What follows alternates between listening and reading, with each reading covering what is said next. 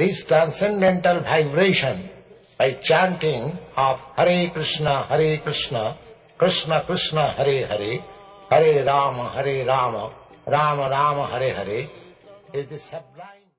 Krishna Krishna, Hare Hare, Hare Rama, Rama Rama, Hare Hare.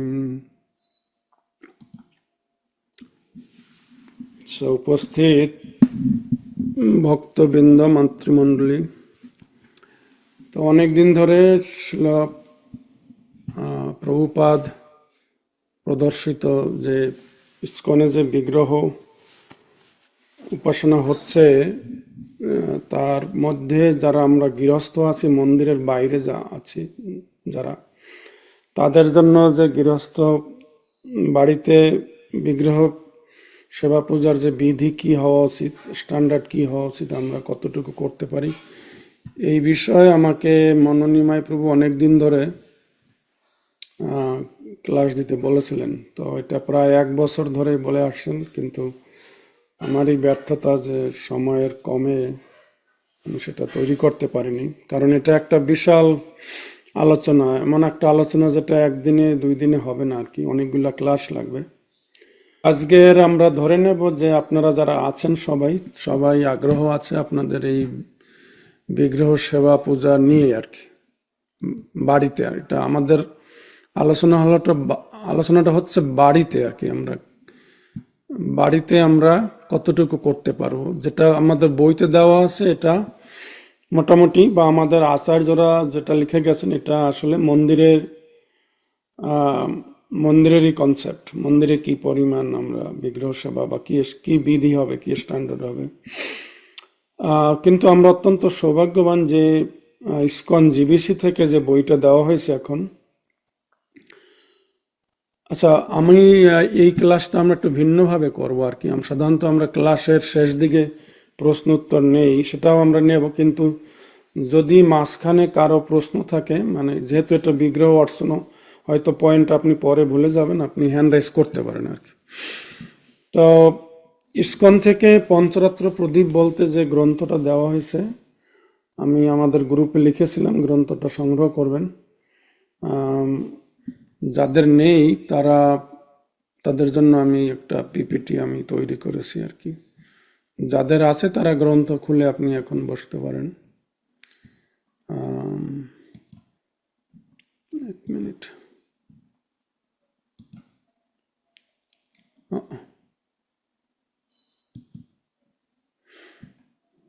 তো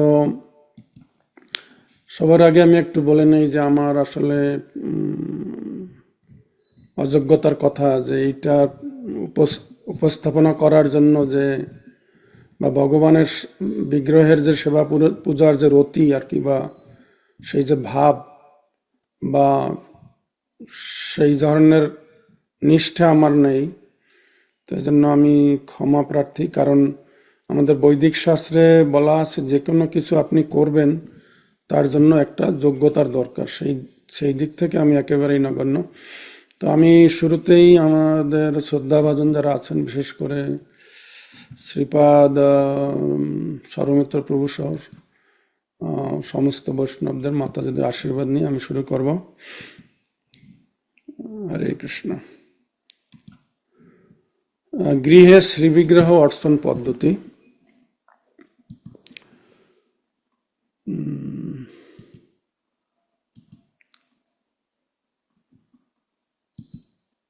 আচ্ছা, আমার স্ক্রিনটা কি দেখা যায় প্রভু? দেখা যাচ্ছে মাতাজি, আচ্ছা আচ্ছা, ঠিক আছে। তো আমরা যে রাধাকান্তের সেবা করি, দর্শন করুন। তো আমি একটু তো আজকের ক্লাসটা হচ্ছে বেসিক্যালি ভূমিকা আর কি, বিগ্রহ উপাসনার ভূমিকা। তো আমি মোটামুটি হিসাব করেছি 4টা ক্লাস লাগবে আমাদের, মানে তাও মানে সামারি দিতে আর কি, বেসিক্যালি সামারি। বিস্তারিত জানতে গেলে আমাদের এই গ্রন্থটা পড়তে হবে আর কি। আর আমাদের এই অর্চন পদ্ধতির উৎস হচ্ছে সনাতন গোস্বামী মহাপ্রভুর আদেশ অনুযায়ী উনি হরিভক্তি বিলাস গ্রন্থ লিখেছেন। আর আদি উৎস হচ্ছে নারদ পঞ্চরাত্র এবং শ্রীমদ্ ভাগবতম। তো এই কথাটা, এই পঞ্চরাত্র যে প্রদীপ, এই নামটা এখান থেকেই এসছে আর কি, নারদ পঞ্চরাত্র, ওইটাই আমাদের ভিত্তি আর কি। এবং আমি গতকালকে আমি শ্রীপাদ সর্বমিত্র প্রভুর সাথে এই বিষয়ে একটু আলোচনাও করেছিলাম আমার কনফিউশন দূর করার জন্য, যে অ্যাকচুয়ালি ভগবানই এর প্রবক্তা। আর দ্বিতীয় সোর্স হচ্ছে আদি উৎসর কথা বলছি, সেটা হচ্ছে শ্রীমদ্ ভাগবতমের একাদশ স্কন্ধের 27 অধ্যায়। ভগবান শ্রীকৃষ্ণ উদ্ধবকে বিগ্রহ সেবার, উদ্ধবের প্রশ্নের উত্তরে বিগ্রহ সেবার উপরে অনেক উপদেশ দিয়েছেন আর কি। তাহলে আমাদের খুব অথেন্টিক সোর্স রয়েছে। তো দুটা মার্গ, একটা হচ্ছে যে স্মার্ত মার্গ, অর্থাৎ আমাদের যে বৈদিক মার্গ, বৈদিক মার্গ বলতে যেটা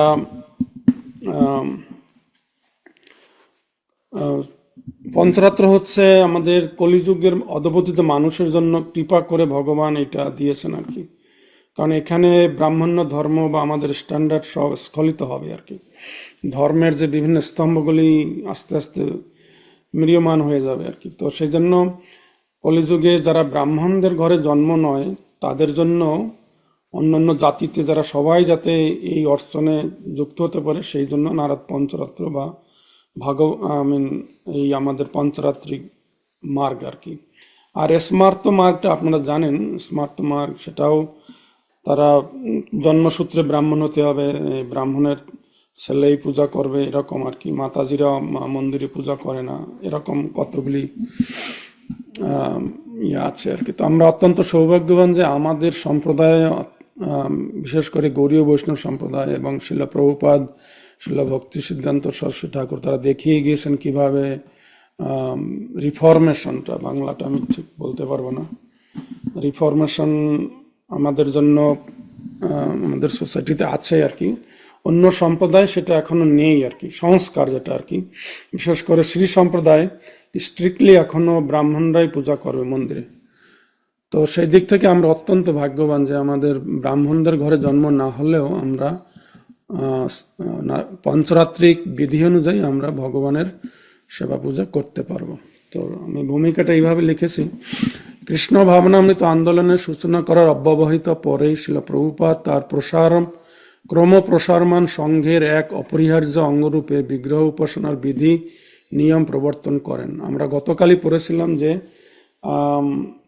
ছিল প্রভুপাদ লীলামৃতে, আজ আপনাদের বাংলাদেশে আজকে সকালে এটা পাঠ হয়েছিল যে প্রভুপাদ যখন ইসকন প্রতিষ্ঠা করেন, তখন নিউ ইয়র্ক থেকে উনি লস অ্যাঞ্জেলসে গিয়েছিলেন, সেখানে জগন্নাথ রথযাত্রা হয়। তো সেখানেই তিনি প্রভুপাদ চিন্তা করলেন যে এদেরকে শুদ্ধ স্তরে নিতে গেলে অবশ্যই এদেরকে বিগ্রহ সেবার সুযোগটা দিতে হবে বা তাদেরকে শিখাতে হবে।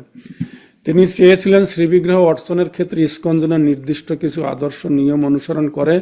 সাধারণত আমাদের মন্দিরগুলোতে উচ্চমানের উপাসনা পদ্ধতি প্রচলিত রয়েছে, কিন্তু বাড়িতে গৃহীরা কি পদ্ধতিতে শ্রী বিগ্রহের অর্চনা করবে, আমরা এই প্রবন্ধে সেই বিষয়ে আলোকপাত করব। সো বৈদিক স্মৃতিশাস্ত্র পঞ্চরাত্রিক বিধি। শ্রী চৈতন্য মহাপ্রভু এবং আমাদের সরগোস্বামীগণ বিগ্রহ পূজার উপদেশ দেন। শিলা প্রভুপাদ সেটি ইসকনে প্রবর্তন করেন, তা পঞ্চরাত্রিক পূজা বিধি নামে খ্যাত। তিনি প্রদর্শন করেন যে পঞ্চরাত্র বিধি জাতি বর্ণ নির্বিশেষে সকল বৈষ্ণবগণের প্রতি প্রযোজ্য। এটি প্রভুপাদ কোট। অপ্রাকৃত ভগবত সেবার জন্য সবচেয়ে প্রামাণিক বিধি হচ্ছে পঞ্চরাত্রিক বিধি। এই বিধি একই সাথে বাস্তবানুগ এবং এই কলহের যুগের জন্য উপযোগী। এই আধুনিক যুগের জন্য বেদান্তের চেয়ে পঞ্চরাত্র অধিক গুরুত্বপূর্ণ। শ্রীমদ্ ভাগবতমের 1:5-38 শ্লোকে এটা তাৎপর্য শিলা প্রভুপাদ উল্লেখ করেছেন। বৈষ্ণবগণ দীক্ষা, নিত্যকর্ম, বিগ্রহ পূজা, আচার আচরণ, ভক্তদের চরিত্র, বিগ্রহ প্রতিষ্ঠা এবং মন্দির নির্মাণের ক্ষেত্রে পঞ্চরাত্রের 108টি প্রাসঙ্গিক শ্লোককে প্রামাণিক হিসাবে গ্রহণ করে থাকেন। শ্রী চৈতন্য মহাপ্রভুর নির্দেশ অনুসারে শিল সনাতন গোস্বামী, শিল গোপাল ভট্ট গোস্বামী হরিভক্তি বিলাস নামক বৈষ্ণব সংবিধান গ্রন্থ রচনা করেন পঞ্চরাত্র এবং অন্যান্য প্রামাণিক গ্রন্থের ভিত্তিতে। তাই শ্রী চৈতন্য মহাপ্রভুর সকল নিষ্ঠাবান অনুগামী বর্গ এবং অর্চন বা বিগ্রহ পূজার ক্ষেত্রে হরিভক্তি বিলাসকে প্রামাণিক গ্রন্থ হিসাবে গণ্য করেন। তো আমি এইখানে একটু যাব, আমরা শ্রীপাদ সর্বমিত্র প্রভুর কাছে একটু, উনি আমাদেরকে একটু ক্লিয়ার কনসেপ্ট দেবেন যে পঞ্চরাত্র বলতে আমরা কি বুঝি আর কি। শ্রীপাদ সর্বমিত্র প্রভু, আনমিউট করুন। হরি বল, হরে কৃষ্ণ। দণ্ডবত প্রণাম প্রভু, সবাইকে দণ্ডবত প্রণতি নিবেদন করছি। আসলে আমরা ভাগ্যবান যে আমাদের কাঙ্ক্ষিত যে ক্লাস গুলো হবে এখন, বহুদিন থেকে এই ক্লাসের অনেকেই প্রতীক্ষা করেছেন। যারা আমরা ইস্কন রসায়নে যোগদান করছি বা করেছি, তারা কিন্তু আসলে বহুদিন প্রতীক্ষা করছিলাম এই ক্লাসটার জন্য। আমি কৃতজ্ঞতা এবং ধন্যবাদ জ্ঞাপন করছি শ্রীপাদ কমল কৃষ্ণ দাস প্রভুকে। আমরা শাস্ত্র থেকে জানতে পারি যে একবার এক সময় স্বর্গের মন্দাকিনীর তীরে নারদ মুনি মহাদেবের কাছে সঙ্গে দেখা করলেন এবং তার থেকে কৃষ্ণ মন্ত্র লাভ করেছিলেন। মহাদেব তখন তাকে বলেছিলেন যে, হে নারদ, পঞ্চরাত্র নামে এক অনুপম জ্ঞান পূর্বে গোলকে বিরজার তটে পরমেশ্বর শ্রীকৃষ্ণ ব্রহ্মাকে প্রদান করেছিলেন। তারপর নিরাময় ব্রহ্মলোকে ব্রহ্মা আমাকে সেই জ্ঞান প্রদান করেন এবং সর্বভীষ্ট জ্ঞানপ্রদ পবিত্র জ্ঞান আমি তোমাকে দান করছি এবং পরে তুমি ব্যাসদেবকে প্রদান করবে, আর এই ব্যাসদেব তার পুত্র সুখদেবকে দান করবে। তাই এই নারদ মুনিকে প্রথম এই জ্ঞান যেটা শিব ঠাকুর লাভ করেছিলেন ব্রহ্মার কাছ থেকে, ব্রহ্মা লাভ করেছিলেন ভগবানের কাছ থেকে। সুতরাং পরম্পরার ধারায় কিন্তু এই পঞ্চরাত্রির জ্ঞান এসছে। এখানে বলা হচ্ছে যে মূলত পঞ্চরাত্র বলতে, রাত্র বলতে জ্ঞানকে বোঝানো হয়েছে এবং এই 5 প্রকার জ্ঞানের কথা আমরা জানতে পারি। সেখানে তার আগে একটু কথা বলে রেখে, অবশ্য বেশি সময় নেব না আমি। মূলত অর্চন, ভক্তি, শ্রদ্ধা এবং আধ্যাত্মিক সম্পর্ক বা সংযোগ স্থাপনের জন্যই এটার গুরুত্ব আছে অনেক।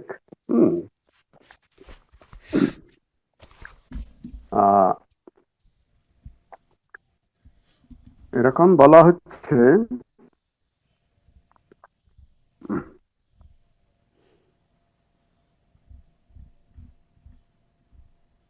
যে আমরা সবাই জানি যে রূপ গোস্বামী পাদ তার 64টি ভক্তি অঙ্গের কথা যে বলেছেন, তার মধ্যে 5টা যে মুখ্য অঙ্গ আছে সেগুলো হচ্ছে যে সাধু সঙ্গ, নাম সংকীর্তন, ভাগবত শ্রবণ, মথুরাবাস, শ্রীমূর্তি শ্রদ্ধায় সেবন এবং সকল সাধন শ্রেষ্ঠ এই পঞ্চ অঙ্গ কৃষ্ণ প্রেম জন্মায় এই 5 অল্প সঙ্গ। সেখানে ভক্তির রসামৃত সিন্ধুতেও এরকম বলা হয়েছে। সেখানে বলা হলো যে ভগবানের শ্রী বিগ্রহে শ্রী পাদপদ্মের সেবায় বিশেষভাবে শ্রদ্ধা এবং প্রীতিপরণ হওয়া উচিত। তা শেষোক্তে যে 5টি অঙ্গের প্রভাব এমনই অদ্ভুত এবং দুরূহ যে তার প্রতি শ্রদ্ধা তো দূরে থাকুক, সম্বন্ধ শুধুমাত্র নিরাপরাধ ব্যক্তির সুপ্ত প্রেমও এইভাবে জাগরিত হয়। আর পঞ্চরাত্রের বিধি সম্পর্কে সেখানে বলা হলো, যিনি সমস্ত জাগতিক কর্তব্য পরিত্যাগ করেছেন, সকলের আশ্রয় পরমেশ্বর ভগবানের শরণাগত হন, তখন তার দেবতাদের কাছে, ঋষিদের কাছে কোনো ঋণ থাকে না। আর পঞ্চরাত্রি বিধি বলছে বিভিন্ন নিরক্তি আছে, সাণ্ডল্য, উপগায়ন, মৌজায়ন, কৌশিক এবং ভরদ্বাজ। এই 5 প্রকার ঋষিকে শ্রী নারায়ণ একদিন প্রতিদিন প্রতি রাত ব্যাপী যে শাস্ত্র শিক্ষা দান করেছেন তাই পঞ্চরাত্র। এটা বলা হয়েছে ঈশ্বর সংহিতায় বলা হয়েছে। আবার বলছি তত্ত্ববস্তুর পরত্ব, বুহ, বিভাব এবং স্বভাব নিরূপণ একমাত্র মোক্ষ ফল উদ্দেশ্যই হয়। আবার অন্য মতে দেখা যায় যে পঞ্চরাত্রে মূলত অভিগমন, যেমন মন্দির মার্জনাদি সংস্কার, উপাদান, ইজ্জা, সাধ্যায়, যোগ ইত্যাদি প্রতিপাদক শাস্ত্রাভ্যাস, যে শাস্ত্রে এই পঞ্চকলা উপাসনা বর্ণিত হয়েছে তাকেই পঞ্চরাত্রে বলা হয়েছে। কখনো কখনো বলা যে রাত্রি শব্দের 2টা অর্থ আছে। একটা রাত্রি অর্থ অজ্ঞান, আবার পঞ্চ শব্দের অর্থ নাশকারী। সুতরাং অজ্ঞান নাশক শাস্ত্রই পঞ্চরাত্র। আবার অন্য মতে এরকম বলা হয় যে রাত্র শব্দে জ্ঞান, এবং সেই জ্ঞান আবার 5 প্রকার। বলছে প্রথম জ্ঞান হচ্ছে জন্ম মৃত্যু নাশক পরম তত্ত্ব জ্ঞান, এবং দ্বিতীয় জ্ঞান হচ্ছে শুদ্ধ মুক্তিপ্রদ জ্ঞান, এবং তৃতীয় জ্ঞান হচ্ছে শুদ্ধ কৃষ্ণ ভক্তিপ্রদ জ্ঞান, যেটা সর্বশ্রেষ্ঠ নির্গুণ জ্ঞান।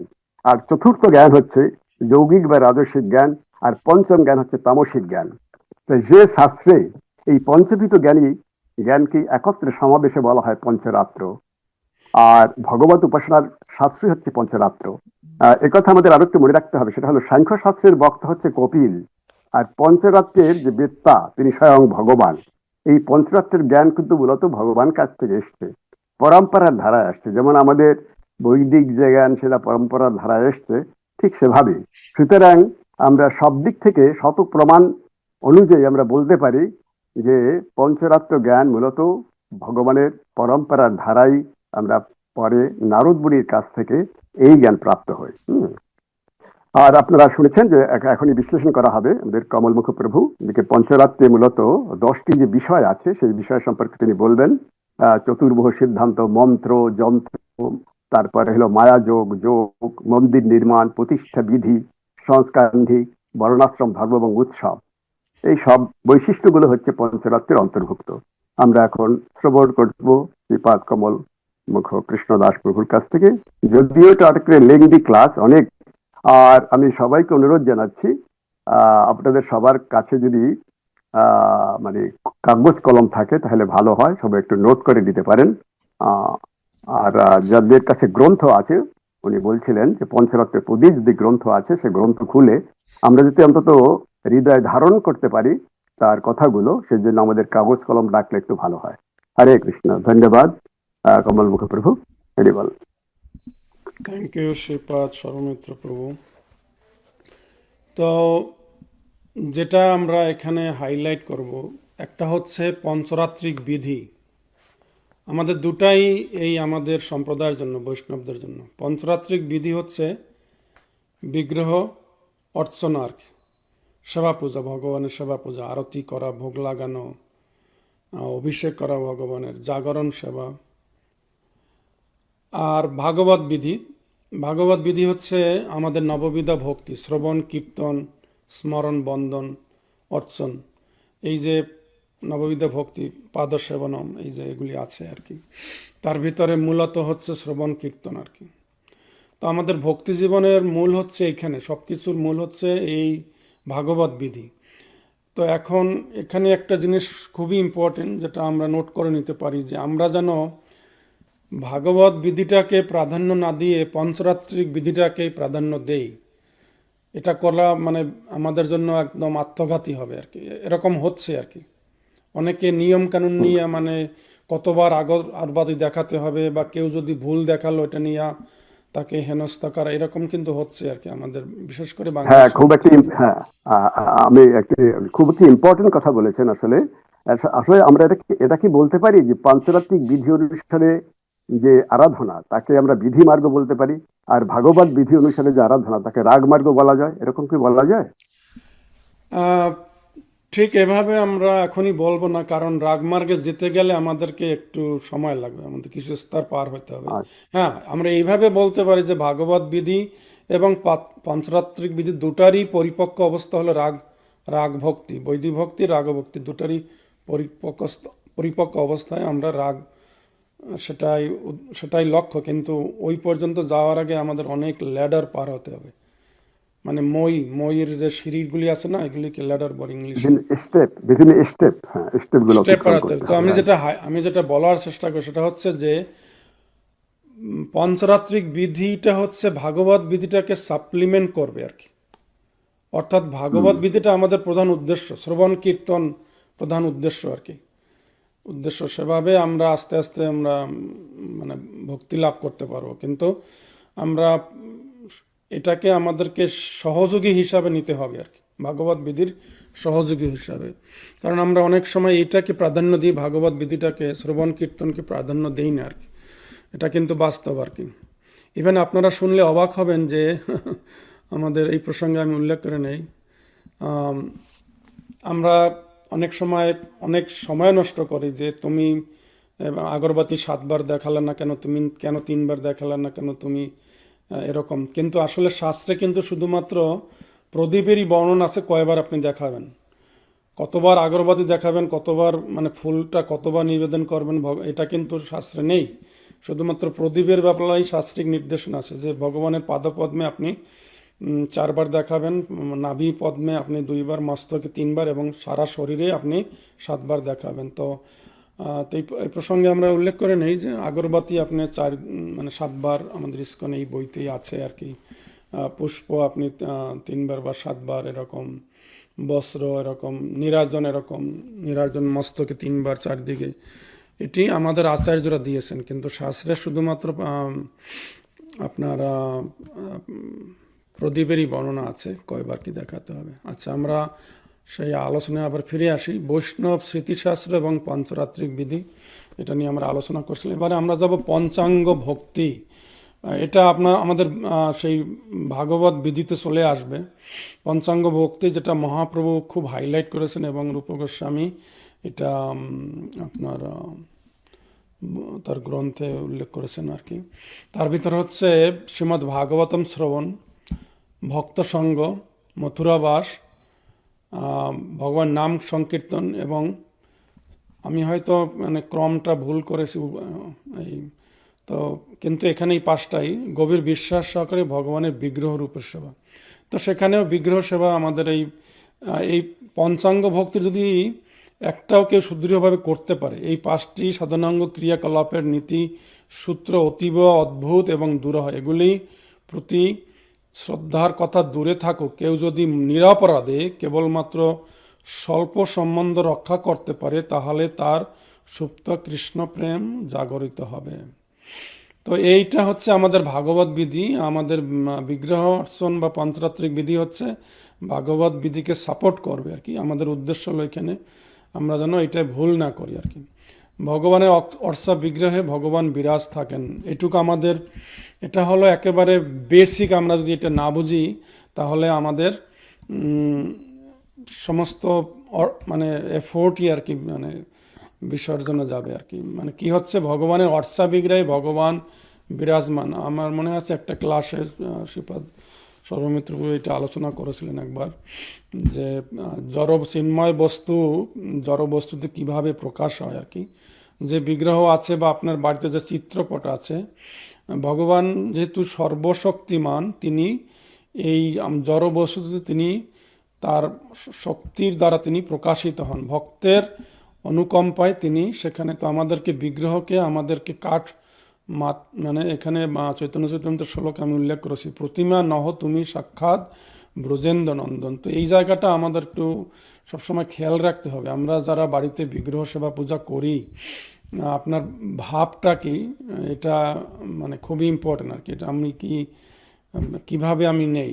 যেমন একটি রেকমেন্ডেশন আছে, আপনি বাড়ির থেকে যখন বেরিয়ে যাবেন, কোথাও দূর দেশে যাবেন, কোথাও অবশ্যই প্রণাম করে যাবেন, বা বিগ্রহকে আপনি বিগ্রহের অনুমতি নিয়ে যাবেন, কারণ আপনার বাড়ির মালিক হচ্ছে বিগ্রহ আর কি। আবার বাড়ির থেকে যখন ফিরে আসবেন বাড়িতে, তখন আবার আপনি সেই বিগ্রহকে এসে আবার প্রণাম করবেন। এইভাবে সব কিছু খেয়াল রাখবেন, যাতে কিছু বাড়িতে হয় যে আমাদের উদ্দেশ্য হচ্ছে ভগবানের সন্তুষ্টি বিধান করা। তো বিগ্রহ পূজার যে উপকারিতা কি, আমি এটা একটু শেষ দিকে আসব, কারণ এটা ইন্টারেস্টিং জায়গা। তো এই জন্য শ্রোতাদের ধরে রাখার জন্য বা আপনাদের আগ্রহটা আমি হোল্ড করার জন্য আমি মাঝখানে একটু ফিলোসফিক্যাল দিকে যাচ্ছি।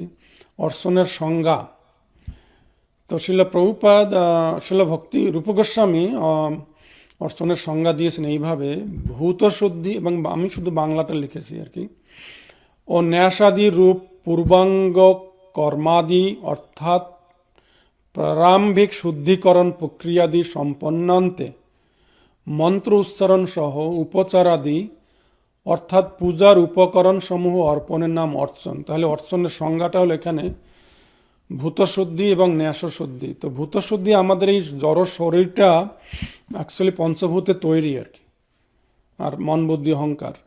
তো সেটাকে দিয়ে আমি আমার জড়বস্তু দিয়ে কীভাবে ভগবানের চিন্ময় সেবা আমি কীভাবে করব, তা আমাকে আমার এই শরীরটাকে শুদ্ধি করতে হবে। কিভাবে, সেই সকালে উঠে স্নান করা, ব্রহ্মমূর্তে স্নান করা, তারপরে তিলক ধারণ করা, তারপরে আচমন করার মাধ্যমে আমার ভূত শুদ্ধি আমি করব। ন্যাস হচ্ছে যে, ন্যাসের একটু বর্ণনা আমি এখান থেকে পড়ে নেই, পঞ্চরাত্রিক প্রদীপ গ্রন্থে বর্ণনা আছে সুন্দর। ন্যাস হল মন্ত্রের শব্দগুলিকে বা অংশগুলিকে দেহে সন্নিবিষ্ট করা। দুরকম ন্যাস রয়েছে, একটি শব্দের অংশগুলিকে, বর্ণের মাত্রাগুলিকে মাত্রিক অথবা গায়ত্রী মন্ত্রের শব্দাংশগুলিকে কাজে লাগায় অন্যটি ভগবানের নাম, তার পরিকর শক্তি ও পার্শ্বদের কাজে লাগায়। এক কথায় বলতে গেলে ন্যাসের যে মানে আবিধানিক অর্থ, ন্যাস হচ্ছে যে ধরেন আপনি কোথাও, আমি একটা এক্সাম্পল দিয়ে যাচ্ছি, আপনি কোথাও দূর দেশে গেলেন, তা আপনার ঘরে কিছু টাকা আছে বা কিছু সোনাদানা আছে, আপনার হয়তো ওই আপনার একজন আত্মীয়র বাড়িতে রেখে গেলেন, এটা গচ্ছিত করে গেলেন, ন্যাস। তো বেসিক্যালি ন্যাস হচ্ছে যে আমরা অর্চনের আগে আমরা আমাদের মন চিত্ত আমাদের চিন্ময় স্বরূপে আমরা অধিষ্ঠিত হবে। এই জড় স্বরূপটাকে চিন্ময় স্বরূপে, এটা ভগবানের সম্পত্তি হিসাবে আমাদেরকে ন্যাস করে মন্ত্রের মাধ্যমে অনেক সময় এটা, বিশেষ করে যজ্ঞ যখন করা হয়, যজ্ঞে যে ন্যাস করা হয় সেখানে আগে প্রাণায়াম করারও একটু মানে আছে, নির্দেশনা দেওয়া আছে, তাতে আপনি চিন্ময় স্বরূপে অধিষ্ঠিত হতে পারেন অ্যাটলিস্ট ওই সময়টার জন্য। তো আমরা এই এই এই একটা যে পয়েন্ট, আমি যেগুলি একটু আপনি দেখবেন যেগুলি ব্লু কালারের একটু কম ইম্পর্টেন্ট, যেগুলি অরেঞ্জ কালারে আমি করেছি সেগুলি আরও ইম্পর্টেন্ট, যেগুলি রেড কালার দিয়ে করেছি সেটা আরও বেশি ইম্পর্টেন্ট। তো সমস্ত বিধিবিধানের উদ্দেশ্যটা কি? শিল রূপ গোস্বামী পদাঙ্ক অনুসরণ করে শিল প্রভুপাদ তার রচনাবলী এবং শিষ্যসমূহের কাছে ব্যক্তিগত উপদেশ নির্দেশনাদির মাধ্যমে অর্চন পদ্ধতির পূর্ণাঙ্গ পরামর্শ দিয়ে গেছেন। কিন্তু এই সমস্ত বিধিবিধানের উদ্দেশ্য কি? পদ্মপুরাণেই সেই সম্পর্কে বলা হয়েছে, স্মর্তব্য সততং বিষ্ণুর বিস্মর্তব্য ন জাতুচিত সর্বে বিধি নিষেধা সুরয়তর এবং কিঙ্কর। অর্থাৎ ভগবান বিষ্ণু এবং শ্রীকৃষ্ণকে স্মরণ সতত করা আবশ্যক এবং তা কখনো বিস্মৃত হওয়া উচিত নয়। স্মর্তব্য সততং বিস্মর্তব্য ন জাতু কদাচিত ন জাতুচিত।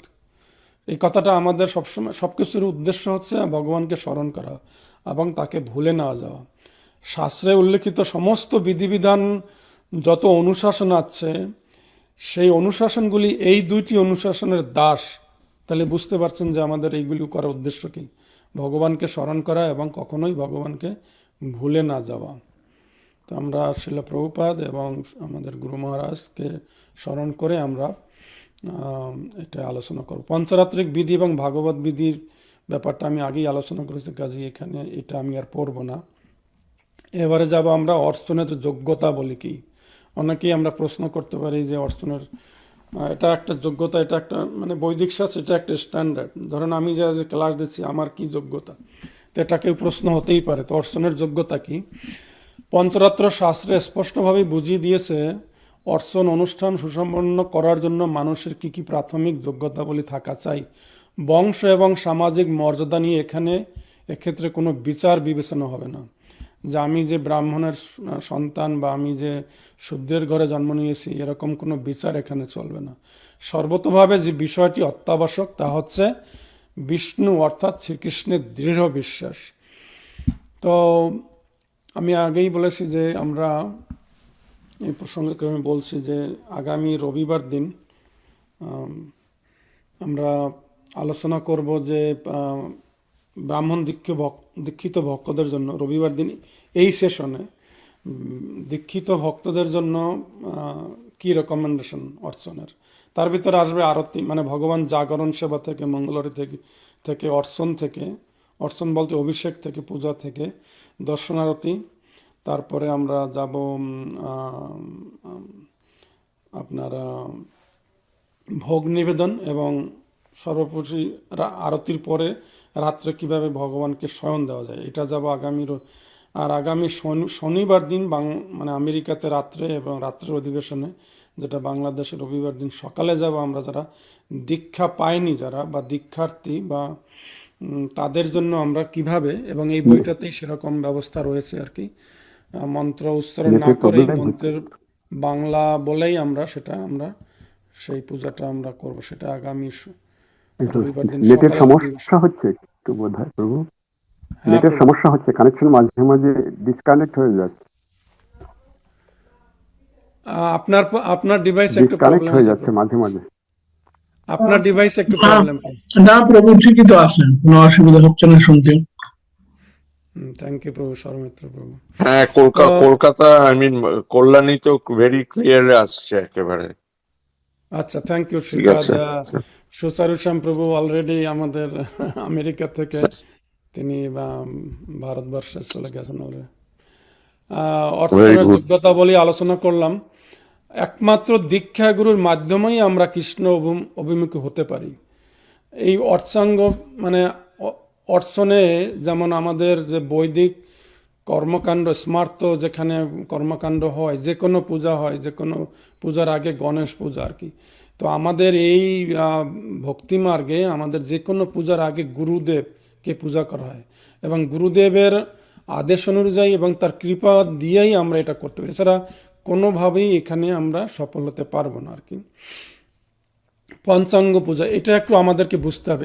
এটা আর একটা ইম্পর্টেন্ট জায়গা যেটা আমাদেরকে সবারকে খেয়াল রাখতে হবে। এই জায়গাটা এই 5টা জিনিস মানে পূজা বা বিশেষ করে অভিষেক সকালের যে অর্চন যেটা আর কি, সেখানে 5টা স্তম্ভ: অভিগমন, উপাদানের পরে হচ্ছে যোগ, ইজ্জা এবং শ্রদ্ধায়। তো এর মধ্যে ইজ্জাটাই হচ্ছে পূজা অ্যাকচুয়ালি, যে 64 কলা দিয়ে যে পূজা বা ষোড়োপচারে পূজা বা পঞ্চ উপচারে পূজা আর কি। তো আমাদের গৃহস্থ ভক্তদের জন্য আমরা সাধারণত পঞ্চ উপচারে পূজা করে থাকি, কিন্তু আমরা আলোচনার জন্য আমরা ষোড়ো উপচার এবং 64 দুটোই আলোচনা করব আর কি। যোগটা হচ্ছে দেহাত্ম বুদ্ধি থেকে শুদ্ধি লাভ, যেটা আমি একটু বলেছিলাম আপনাকে, চিন্ময় স্বরূপে অধিষ্ঠিত হয়ে করতে হবে। উপাদান হচ্ছে যে বিভিন্ন সামগ্রী সংগ্রহ করা, ফুল, পুষ্প, আপনার তারপরে ধূপ, এরকম যে তুলসী পাতা যে সংগ্রহ করা। অভিগমন হচ্ছে স্নান করা, প্রত্যুষে উঠে স্নান করা। তো এই বইটায় স্নানের বিভিন্ন বিধি আছে আর কি। তো এটা আমি খুব সংক্ষেপে কিছু সামারাইজ করবো, যদি সময় একটু বেশি লাগতে পারে আজকের। কণ্ঠীমালা ধারণ। তো বাই দ্য ওয়ে আমি একটু আজকে বলে নিচ্ছি, আগামী রবিবার এই সেশনে যারা ব্রাহ্মণ দীক্ষিত আছেন তাদের থেকে আমি একটু ভলান্টারি সেবা চাই। আপনি আমাকে পার্সোনালি বলতে পারেন বা যে ক্লাসের কেউ একজন তিলক ধারণটা বলবেন, তিলক অ্যাটলিস্ট দাদার সঙ্গে তিলকের মন্ত্রটা বলবেন, আমি ভলান্টারি নিয়ে নেব আজকের শেষ দিকে। কেউ হয়তো পূর্ণ আচমন, এই দুটা একটা কেউ হয়তো এটা হাইলাইট করবেন, তাহলে আমাদের জিনিসটা আর কি সুবিধা হবে। আমি যদি পুরাটা পড়তে যাই, এক্সপ্লেন করতে যাই, তাহলে সময় বেশি লেগে যাবে। আর তো এই গেল অভিগমন। মন্দির মার্জন, বর্জ্য সামগ্রী পরিষ্কার, মন্দির সজ্জা, উপাদানটা আমি আগেই বলেছি, যোগটাও বলেছি। তারপরে ইজ্জাটাই হলো পূজা অ্যাকচুয়ালি। আর শ্রদ্ধায় ছাড়া আপনার এই পুরা অর্চন, বিগ্রহ অর্চন আপনার পরিপূর্ণ হবে না। শ্রদ্ধায় হচ্ছে গ্রন্থ অধ্যয়ন, পারমার্থিক গ্রন্থ অধ্যয়ন, বৈষ্ণব সেবা, তুলসী সেবা, প্রসাদ সেবা, ধাম সেবা, এইগুলি শ্রদ্ধায়ের মধ্যে। শ্রদ্ধায় মানে নিজে নিজে অধ্যায় করা, আপনার থেকে অধ্যয়ন করা, এটা হচ্ছে শ্রদ্ধায়। পরিষ্কার পরিচ্ছন্নতা এবং নিয়মানুবর্তিতা, আমাদেরকে এই জিনিসটা খুবই মেনটেন করতে হবে। শিলা প্রভুপাদের কোট এখানে আছে, আমি সময়ের অভাবে পড়ছি না আর কি। আপনাকে ধরে নিতে হবে যে আপনার যে কিচেন, রান্নাঘরটা হচ্ছে আপনার মন্দিরের এক্সটেনশন আর কি। তো এই দুইটা জায়গায়, আপনার বাড়িতে আমি অন্য জায়গায় আমি বলছি না, এই দুইটা জায়গায় আপনাকে অবশ্যই পরিষ্কার পরিচ্ছন্নতা মেনটেন করতে হবে। আমি মানে প্রসঙ্গক্রমে বলছি যে এরকম অনেকে আমরা করি, বিগ্রহকে আমরা কি এই যে বলে না, একজনকে মানে জমিদার জিজ্ঞাসা করেছিল যে ঠাকুর ঘরে কে, তখন ব্রাহ্মণ যে বেতন পায় সে বলেছিল আমি কলা খাই না আর কি ভিতর থেকে। তো সেই হলো সেরকম আমরা সেবক হতে চাই না আর কি। তো সে তো কলা খাচ্ছে, কিন্তু সে বলছে যে আমি কলা খাই না আর কি। তো আমাদেরকে মানে মন্দিরের, ভগবানের মন্দির এবং কিচেন আমাদের পুরোপুরি, আমি একবারই দেখেছিলাম যে আমি সে বাড়িতে গেলাম বেড়াতে, তো আমি বললাম যে আমি তো ভালো তাদের আমাদের সেবা করছে, প্রসাদ খাওয়াচ্ছে বৈষ্ণব পরিবার, তো আমি ভাবলাম যে একটু আমি সেবা করি। তো আমি বললাম যে ঠিক আছে, আপনার আমি মন্দির ঘরটা একটু পরিষ্কার করি। সেটা করতে গিয়ে আমি দেখলাম যে মন্দির ঘরের ভিতরে বেদির পিছনে নানান ধরনের ময়লা পড়ে আছে। তো এটা কিন্তু আমাদের সবার ঘরেই আর কি, সেখানে আরশোলা যেতে পারে। তো এটা আমাদেরকে রীতিমতো পরিষ্কার পরিচ্ছন্নতা এবং নিয়ম অনুবর্তিতা টাইমলি আর কি, টাইমলি মেনটেন করা। আপনার চ্যালেঞ্জ হবে বাড়িতে যদি আপনি সেবা পূজা করেন, বিশেষ করে আমরা রবিবার দিন মন্দিরে যাই, আম, মন্দিরে যখন যখন ফিরে আসি তখন তো আমাদেরকে ঠাকুরকে শয়ন দিতে হবে, আমরা হয়তো টায়ার্ড হয়ে গেছি, বা আপনারা শুক্রবার মন্দিরে যান সন্ধ্যাবেলা মন্দির থেকে ফিরে এসে, তো ওই অবস্থায়ও আপনার মানে চ্যালেঞ্জ, তখন আপনি বিগ্রহ সেবার চ্যালেঞ্জে আপনাকে সক্ষম হতে হবে যে আপনি যেভাবেই আপনি শয়ন দেন, দুধ গরম করে বা ফল মানে কেউ বা মুড়ি বা লাড্ডু দিয়ে আপনি আপনার চ্যালেঞ্জটা নিতে পারেন। তো এটা আমাদের আসলে একটা বেশ। আর একটা হচ্ছে যে এই সেবা পূজা একার দ্বারা হবে না, অনেক পুরুষদের এই একটা সমস্যা আছে। গৃহস্থ ভক্তের কথা বলছি, যারা প্রভুরা আছেন তারা চিন্তা করেন যে সবই মাতাজিরা করবে, এরকম একটা কনসেপ্ট আছে আমাদের ভিতরে। তারাই অর্চন করবে, তারাই ভোরবেলা উঠে পূজা করবে, তারাই রান্না করবে, তারাই আরতি করবে, ভোগ লাগাবে। তো এই মনোভাব থেকে আমাদেরকে বেরিয়ে আসতে হবে। এই এই সেবা পূজাটা হচ্ছে পুরা পরিবারের সব সদস্যদের আর কি। হাজব্যান্ডেরও একই ধরনের ভূমিকা আছে এটা কমপ্লিট করার জন্য, যেরকম স্ত্রীর আছে, আর ছেলে মেয়েদেরও সেরকম আমাদেরকে সেবায় লাগাতে হবে। তো এটা আমি একটু জাস্ট অ্যাড করলাম এখানে। অভিগমনটা আপনারা এই বইটা পড়ে নেবেন। স্নানের বিধি সুন্দর দেওয়া আছে, বিভিন্ন ধরনের স্নানের উপকারিতা। আম, এই যে আমি এক একটা পয়েন্ট লিখেছি, এক একটা কিন্তু আপনার চ্যাপ্টার মানে এক একটা প্যারাগ্রাফ আছে এই বইটাতে। শয়ন উত্থানের প্যারাগ্রাফ আছে, ভগবানকে স্মরণ, ঘুম থেকে উঠেই ভগবানকে স্মরণ, শয্যাত্যাগের সময় গুরুদেবকে স্মরণ, তো এরকম জপ, তারপর গুরুদেব প্রণাম, মলমূত্র ত্যাগ, মানে দন্ত ধাবন, শিখাবন্ধনের নিয়ম কতটুকু শিখা সাইজে হবে আপনার, এগুলি সুন্দরভাবে এই বইটাতে দেওয়া আছে। মানসিক স্নান, বারণ স্নান, জল স্নান, এই বিকল্প স্নান পদ্ধতি, যাই হোক আমাদের স্নানটা খুবই একটা ইম্পর্ট্যান্ট জায়গা। তারপরে পরিষ্কার পরিচ্ছন্ন শুদ্ধ বস্ত্র পরে আমরা বস্ত্রের বর্ণ দেওয়া আছে, সেলাই করা বস্ত্র পরা যাবে কিনা, অনেক কিছু আছে। যেটা মন্দিরের স্ট্যান্ডার্ড সেটা আমরা গৃহে যতটুকু সম্ভব। আমাদের শ্রীপাদ গৌর কৃষ্ণপ্রভু একটা কথা বলেন যে, আমি যখন ছাত্র ছিলাম ওনার কাছে আমি প্রশ্ন করতাম, তো উনি বলতেন যে দেখো এই সেবাটা তুমি যত বাড়াবা অত বাড়াইতে পারবে আর কি, এর কোনো শেষ নাই। এখন দেখতে হবে তুমি কতটুকু মেনটেন করতে পারবে আর কি, কতটুকু আমি ধরে রাখতে পারবো, কতটুকু আমার জন্য প্র্যাকটিক্যাল, আমাদেরকে সেটুকুই আমাকে বাড়াতে হবে বা সেটুকুই আমাকে করতে হবে। প্রত্যেকের অবস্থা ভিন্ন, কেউ হয়তো সকালবেলা কাজে যান না, বিকালবেলা কাজে যান, তার জন্য সময় আছে। আমি জানি আমাদের একটা গুরু ভাই আছে ডেনভারে, উনি এই ষোড়শ উপচারে ডেইলি শালিগ্রাম পূজা করেন আর কি।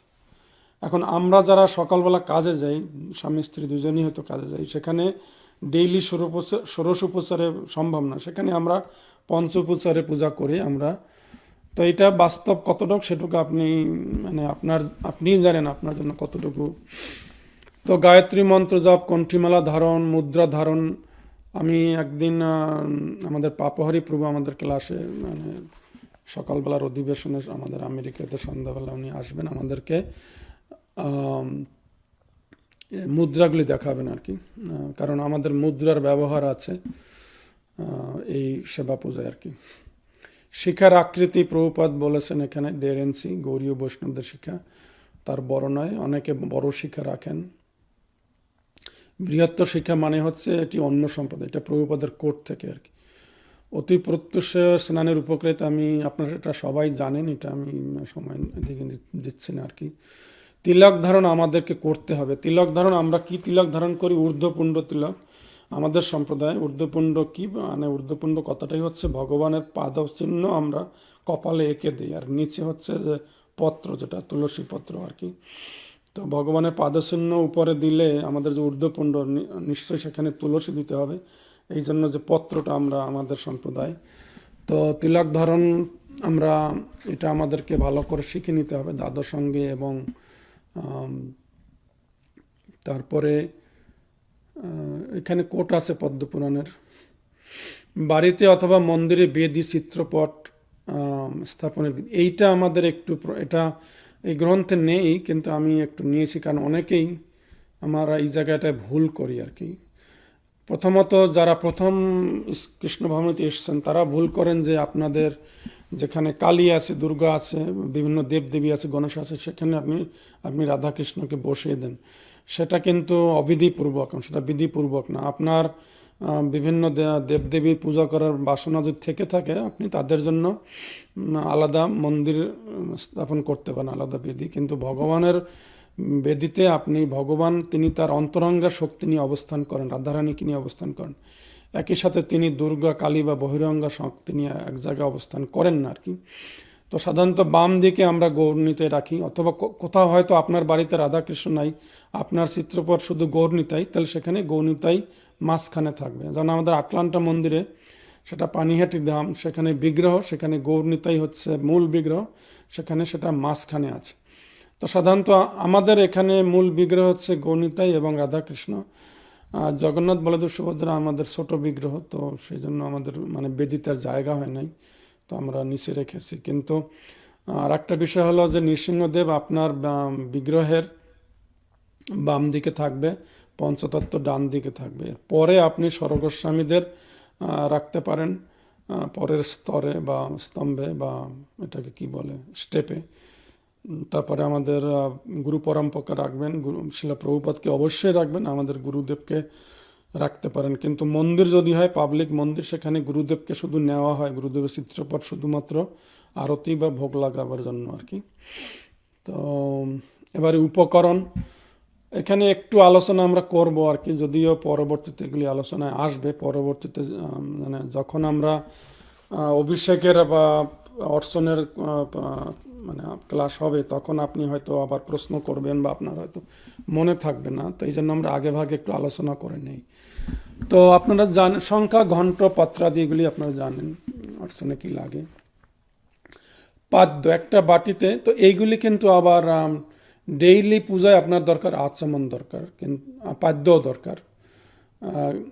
কিন্তু আপনি যদি ষোড়শ উপাসনা করেন তাহলে আপনার মধুপর্ক দরকার, স্নানের জল দরকার। তো পাদ্যটা হচ্ছে ভগবানের পা ধোয়াবার জল। একটা বাটিতে আপনি পাদ্য দিতে পারেন, ফুল বা একটু গোলাপ জল দিয়ে, ফুলের পাপড়ি দিয়ে। অর্ঘ্যটা আপনি যদি করেন, সম্ভবত আমার এখানটা ছবি আছে, অর্ঘ্যটায় এটা হলো পাদ্য আর কি। অর্ঘ্যটায় অবশ্যই একটু আতপ চাল এবং দুর্বা ঘাস, এখানে আরও অনেক কিছু উপাদান আছে এই বইটায়, আমি সংক্ষেপে যেটা বলছি। মধুপর্কে আপনার আসবে হলো গিয়ে দুধ, দই এবং একটু মধু আর কি। এটা আপনার, এটা স্নানের আগে দেওয়া হয় ভগবানকে আর কি। আচমনের জলটায় আপনি, এটা হলো আবার বলছি, এইটা কিন্তু অভিষেকের ক্ষেত্রে, ডেইলি পূজায় আপনার এগুলি এত বিস্তারিত লাগবে না। তো আচমনের ক্ষেত্রে আপনি একটু লবঙ্গ জল দিতে পারেন এভাবে, এটা আপনার দরকার পড়বে। আর এইটা আপনি একটু রাখবেন, এটা একটা কলস, যেটাকে সামান্য অর্ঘ্য আমরা, কলসের জলে আপনি জলটা পবিত্র করবেন। গঙ্গা মানে সেই যে সপ্ততীর্থ মন্ত্র আহ্বান করে, গঙ্গেশ যমুনা শিব গোদাবরী সরস্বতী নর্মদে সিন্ধু কাবেরী জলেস্মিন সন্নিধিং কুরু। এরপরে আপনি উপরে কৃষ্ণ মূল মন্ত্র আপনি জপ করবেন, যারা ব্রাহ্মণ দীক্ষিত আর কি। তো এই মূলমন্ত্রের ব্যাপারটা একটু নোট করে নেন। মূলমন্ত্র একটা ইম্পর্টেন্ট আসপেক্ট, এবং এই জন্য আমরা যারা ব্রাহ্মণ দীক্ষিত তাদের মূলমন্ত্র জানা না থাকলে, প্রত্যেক বিগ্রহেরই মূলমন্ত্র আছে আর কি। তো এটা আপনি যদি এতদিন ধরে এটা করে না আসছেন, তাহলে আপনার সেবা পূজা আপনার কমপ্লিট না। যদিও অন্য সেন্সে কমপ্লিট, কারণ ভগবান তো ভাবগ্রাহী জনার্দন, কিন্তু আজকে আমরা আসছি যে বিধিটা শেখার জন্য। তো আপনি অবশ্যই প্রত্যেক বিগ্রহের মূলমন্ত্রটা আপনি শিখে নেবেন আর কি। তো ব্রাহ্মণ দীক্ষিত ভক্তদের জন্য এই বইটায় মূলমন্ত্র আছে। আপনারা চাইলে আপনাদেরকে পার্সোনালি আমি আপনাদেরকে হোয়াটসঅ্যাপে পাঠাতে পারবো মূলমন্ত্র। তো এইখানে এই যে এই কলসটায় আমরা যে জলটা আমরা নেব, সেটা ওকে সামান্য অর্ঘ্য বলা হয়। আর সামান্য অর্ঘ্য থেকে আমরা বিশেষ অর্ঘ্য, মানে এই যে আচমন পাত্রে আমরা নিলাম, একটা আমার ব্যক্তিগত আচমন, একটা ভগবানের আচমন বা ভগবানের কোনো কিছু শুদ্ধি করার জন্য আমরা ইউজ করবো। এটা অনেকে এখানে আমি দেখেছি বাংলাদেশে তুলসী পাতা দেন, আমি সেরকম বিধান খুব একটা দেখি না আর কি, এটার কেন দরকার। গঙ্গা জল আমরা আহ্বান করে আনলাম, সেই জলেই আমরা সব কিছু শুদ্ধ করতে পারি। তো এই যে আমার আরতি প্লেট, এখানে মোটামুটি পঞ্চোপচারে পূজার আরতি, তো পঞ্চোপচারে আমরা পরে যাব। আম, স্নানের উপকরণাদি অঙ্গ বস্ত্র পরিধেয় বস্ত্র ভগবানের, এটা যখন আপনি অভিষেক করবেন। আর বিভিন্ন অন্যান্য উপকার ধূপ দ্বীপ চন্দন, চন্দনের জায়গাটা একটু আলোচনা করেন। এটা নিয়ে বিশেষ করে আপনারা সাধারণত বাংলাদেশে বা ইন্ডিয়াতে আমরা শিলনোড়ায়, ছোট একটা শিলনোড়ায় আমরা চন্দন ঘষে নেই অগুরু দিয়ে, কর্পূর দিয়ে। কর্পূরটা আপনি একটু খেয়াল করবেন যে এটা যেন রিফাইন্ড কর্পূর হয়, এটা যেন খাওয়ার, কারণ আপনি ভগবানের চরণে যে চন্দন মিশিয়ে তুলসী বা ফুল দেবেন, সেই তুলসী আপনি আবার সেবা করবেন। তো কর্পূরটা যেন রিফাইন্ড কর্পূর হয়, অর্থাৎ কেমিক্যালটা দূর করা কর্পূর হয়, এটা খেয়াল রাখবেন। আমেরিকাতে আমরা যেটা করি, আমি এটা মায়াপুর থেকে কিনেছি, মায়াপুরে কিনতে পাওয়া যায়, চন্দনের পেস্টটা তৈরি করা আছে, শিলনোড়া দিয়ে করতে সময় লাগে। আমি এখন এইটা অ্যামাজন থেকে অর্ডার করে নিই, এই চন্দনটা আর কি অলরেডি অগুরু চন্দন কর্পূর যেটা তৈরি করা আছে সাত্বিক সুন্দরভাবেই আর কি।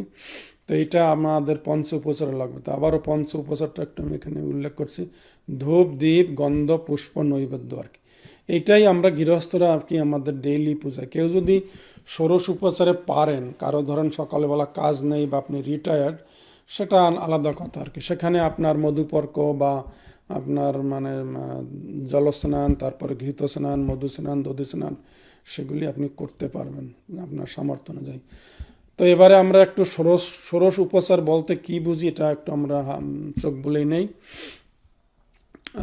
ষোড়শ উপচার হচ্ছে আসন, ভগবানকে আসন দান করা। এটা কিন্তু পূজার ক্ষেত্রে সকালবেলা, এইটা অ্যাপ্লিকেবল শুধুমাত্র সকালবেলা যখন আপনি অর্চন করবেন বা আপনার বাড়িতে একাদশীতে আপনি মানে ষোড়শ উপচারে করছেন। আমাদের যাদের বিগ্রহ আছে তারা, বা আপনি অ্যাটলিস্ট যাদের চিত্রপট আছে, আপনি বাড়িতে জন্মাষ্টমী করবেন, তো ঠিক আছে, আজকের দিনের জন্য আপনি আর পঞ্চ উপচারে করা আপনার জন্য মানে ভক্তিটা আপনাকে তাহলে যথেষ্ট না। এটা আপনার যথেষ্ট ভক্তি ভগবানকে প্রদর্শন করতে গেলে আপনাকে ষোড়শ উপচার করতে হবে। সেখানে আপনি আসনটা ভগবানকে দিবেন, ভগবানকে স্বাগত মানে আসনে আহ্বান করা আর কি মন্ত্রের মাধ্যমে।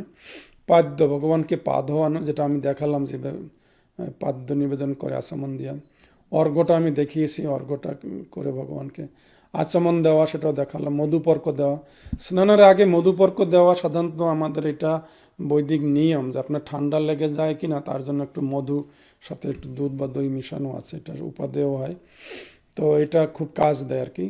তারপরে ভগবানকে আবারও আচমন দেওয়া, ভগবানকে স্নান করানো। তো এটা আমরা মানে স্নানের এখানে একটা আইটেম, কিন্তু যখন আপনি 64 কলায় আপনি করবেন তখন বিভিন্নভাবে সীতা স্নান মানে চিনির জল দিয়ে স্নান, ফল স্নান, মানে তারপরে ভেষজ স্নান, নানান স্নান এখানে রয়েছে আর কি। তারপরে বস্ত্র দিবেন ভগবানকে, অলংকার দিবেন। তো এগুলি আমি যেটা করি আমাদের বাড়িতে, তো ডেইলি আমরা ষোড়শ উপচারে করি না আমরা এরকম।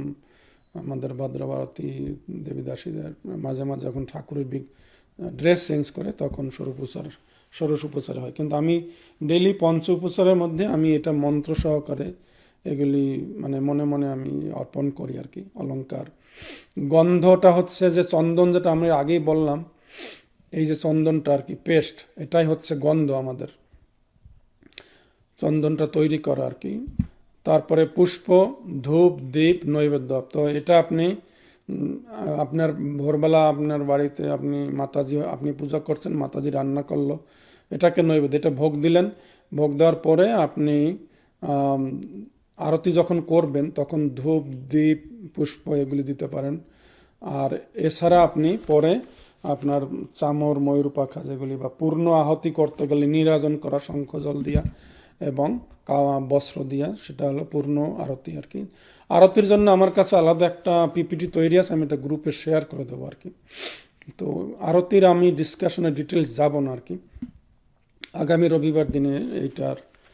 আজকের আমরা ইন্ট্রোডাকশন, শুধু ইন্ট্রোডাকশন, ষোড়শোপচার কি আমরা বুঝে নিলাম। তো এখান থেকে আপনি এই ক্যাটাগরি থেকে পঞ্চ উপচার আপনি ডেইলি করবেন, সেখানে আপনি দেখুন এই পঞ্চ উপচার এইটা আর কি। আমরা সবাই, আমার তো মনে হয় 95%ই আমরা পঞ্চ উপচারে পূজা করে থাকি বাড়িতে, গন্ধ পুষ্প ধূপ দ্বীপ নৈবেদ্য। তো একটি মাত্র উপাচার অবশ্যই অর্পিত হওয়া চাই, সেটা কি আমাদের ইসে বলে না যে রান্নার রেসিপি, রান্নার রেসিপি নিয়ে আজকাল খুব হয়, খুব অ্যাটেনশন দেয় মানুষ। একজনে ভালো রান্না করে তার রেসিপিটা সবাই চায় আর কি। তা আমরা রান্নার রেসিপি যখন দেই তখন বলে দিই কতটুকু লবণ দেবেন, কতটুকু গরম মশলা দেবেন, ঠিক আছে। কিন্তু আসল জিনিসটা আমরা বলি না, যে আপনি কতটুকু ভক্তি দেবেন, কতটুকু আপনার কনসাসনেস দেবেন। তো সেটা হচ্ছে ইম্পর্টেন্ট, যে আপনি একটি মাত্র উপাচার আপনি দেবেন, সেটা হচ্ছে আপনার অচলা ভক্তি আর কি ভগবানকে। তো এটা হচ্ছে আমাদের মেইন উপাচার, এটা একটু খেয়াল রাখবেন। এটা এই পূজা গ্রন্থেই, পঞ্চরত্ন প্রদীপ গ্রন্থেই এটা হাইলাইট করা হয়েছে। আমরা একটু 64 কলার যে মানে মানে পূজার যে ভাগ, এটা একটু যেগুলি আমরা শাব্দিক অর্থ বুঝি না ওই জায়গাটা একটু যাবো আর কি। তো 1 নম্বর হচ্ছে পূজার জন্য বিগ্রহ কক্ষে প্রবেশের পূর্বে বাদ্য সহযোগে বেদস্তুতি স্তোত্র পাঠের মাধ্যমে ভগবানের সমক্ষে বিনম্র আত্মনিবেদন। শ্রীবিগ্রহ দর্শনের আগে, মানে এটা ঠাকুরঘর খোলার আগে জয় শব্দ, তারপরে প্রণাম, গুরুদেবকে প্রণাম, আগে নমস্কার করা। আর মঙ্গলারতির চ্যাপ্টারে মানে চতুর্থ হচ্ছে মঙ্গলারতিতে, এখানে অনেক পূর্বাঙ্গ কর্ম, শুদ্ধি, অর্ঘ্য স্থাপন, সামান্য অর্ঘ্য স্থাপন, পাত্র স্থাপন, গুরুপঙ্ক্তি, গুরুদেব নমস্কার, কর শুদ্ধি মানে আমাদের হাত শুদ্ধি, পুষ্প শুদ্ধি, দ্রব্য শুদ্ধি, ভূত শুদ্ধি, আমাদের দেহটাকে শুদ্ধি, মানে এটাগুলি আমরা অর্চন আচমনের দ্বারা করে নাই। প্রারম্ভিক অর্চন, গুরু পূজা, গৌরাঙ্গ পূজা, ধ্যান পূজা, মানস পূজা, এগুলি হচ্ছে এই মঙ্গলারতির মানে এটা চতুর্থ ভাগে 64 কলার। পঞ্চম হচ্ছে ভগবানকে আসন প্রদান, স্বাগত, ভগবানকে দন্ত, এই 64টা আমরা মানে বিশেষ দিনে আমরা অ্যাপ্লাই করতে পারি, বিশেষ করে জন্মাষ্টমী বা গৌর পূর্ণিমার দিন। ভগবান যদি আপনারা ডেইলি পারেন তো ভালো, যতটা পারা যায়, আগেই আমরা বলেছি, আমাদের গৌরকৃষ্ণ প্রভু বলেছিলেন যে যতটা পারা যায়। আপনার মূল মন্ত্র হলো সেবা বাড়াবার আগে 10 বার চিন্তা করবেন যে আপনি এটা মেনটেন করতে পারবেন কিনা।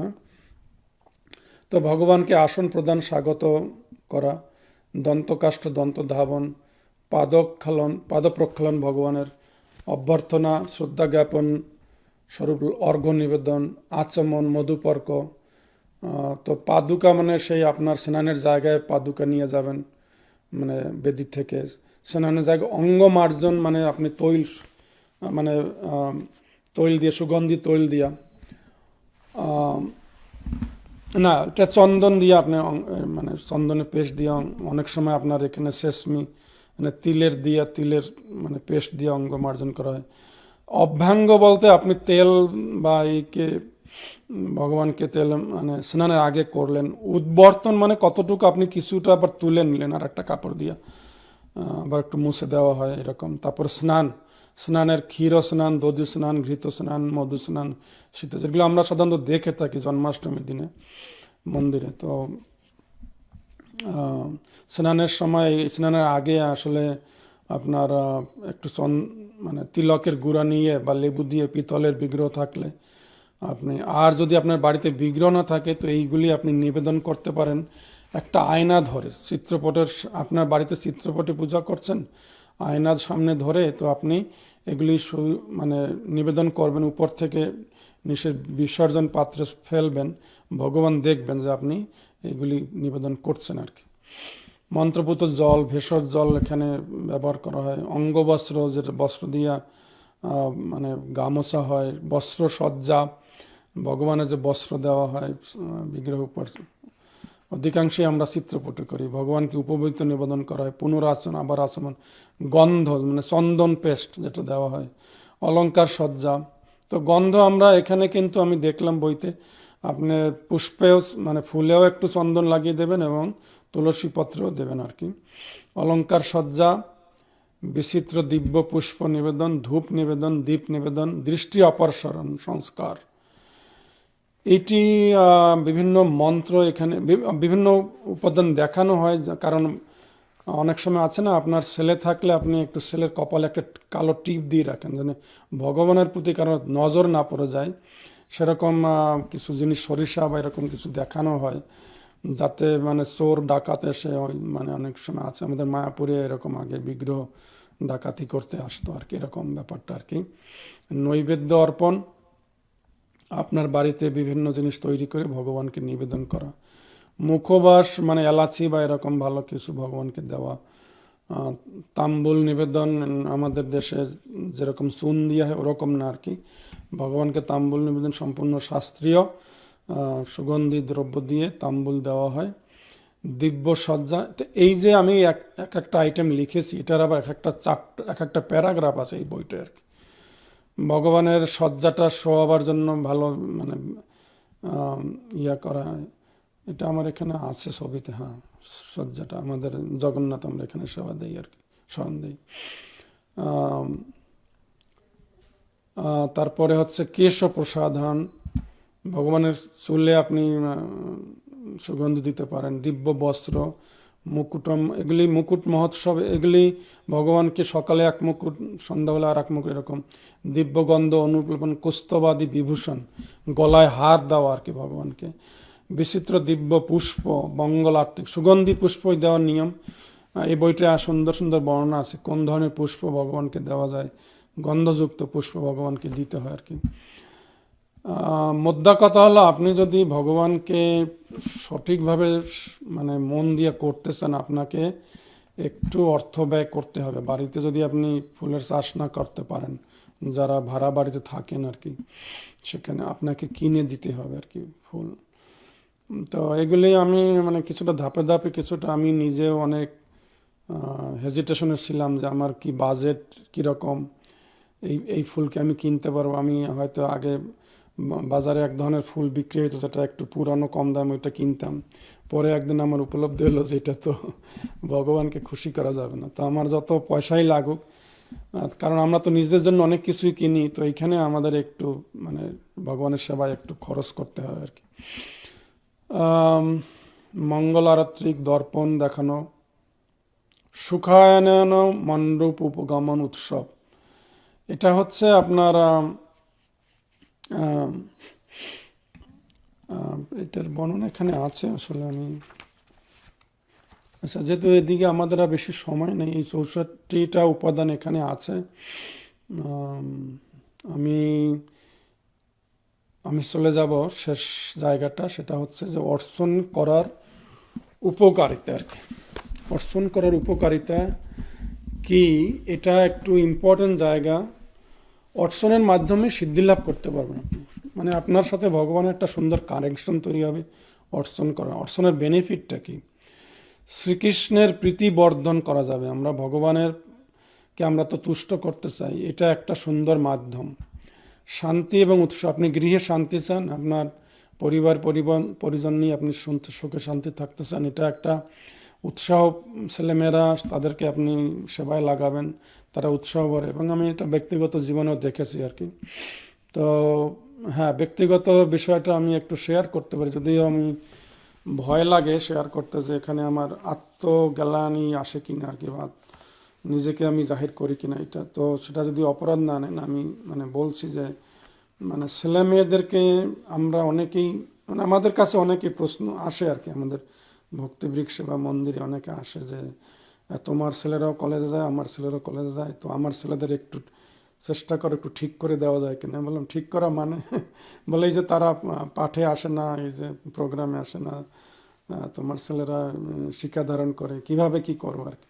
তাই আমি বললাম আপনাকে করতে হবে, আপনাকে বাড়িতে করতে হবে আর কি। যখন আপনি বাড়িতে করবেন তখন ছেলেমেয়েরা অটোমেটিক্যালি এটা দেখবে আর কি। প্রত্যেক গৃহস্থ, অনেক গৃহস্থ আছে দীক্ষিত আর কি, আমার পার্সোনালি জানা আছে, আমি নাম না বলেই বলছি যে তারাও দীক্ষিত এবং বহুদিন ধরে দীক্ষিত, কিন্তু এইখানে তারা খুব চ্যালেঞ্জিংই থাকে আর কি। ছেলেমেয়েরা কথা শোনে না, স্বামী স্ত্রীর মধ্যে মিল নাই। এটা চ্যালেঞ্জটা দূর করার এইটা একটা মাধ্যম, অর্চন একটা মাধ্যম। বাড়িতে আপনি প্রচার করবেন, ভক্তিবৃক্ষ করবেন বা নামহট্ট করবেন, ছেলেমেয়েরা দেখে দেখে শেখে আর কি, বাবা মা এই করছে এটা দেখে আর কি। তো এইটা আমাদের একটা বিশাল বেনিফিট অর্চনের। তো আরও অনেক বেনিফিট আছে, আমি একটু হাইলাইট করবো এগুলিতে। আন্তরিক সেবার মানটা আমাদের বাড়বে, আমরা বৈকুণ্ঠে, কারণ আপনার বাড়িটাই তো বৈকুণ্ঠ হবে আর কি, বৈকুণ্ঠে বাস হয়ে যাবে। স্বাভাবিকভাবে আপনার কৃষ্ণ স্মরণ আসবে আর কি যদি আপনি বিগ্রহ, কারণ মাঝে মাঝে আমরা ভাবি যে মানে আমি ভাবি মানে কোথায় থাকবো, জীবনটা বাকি জীবনটা কোথায় থাকবো, তখন ভাবি যে বাড়িতে তো আমি বিগ্রহ এনেছি, তো আমাকে তো এখানেই থাকতে হবে, আবার কোথায় থাকবো।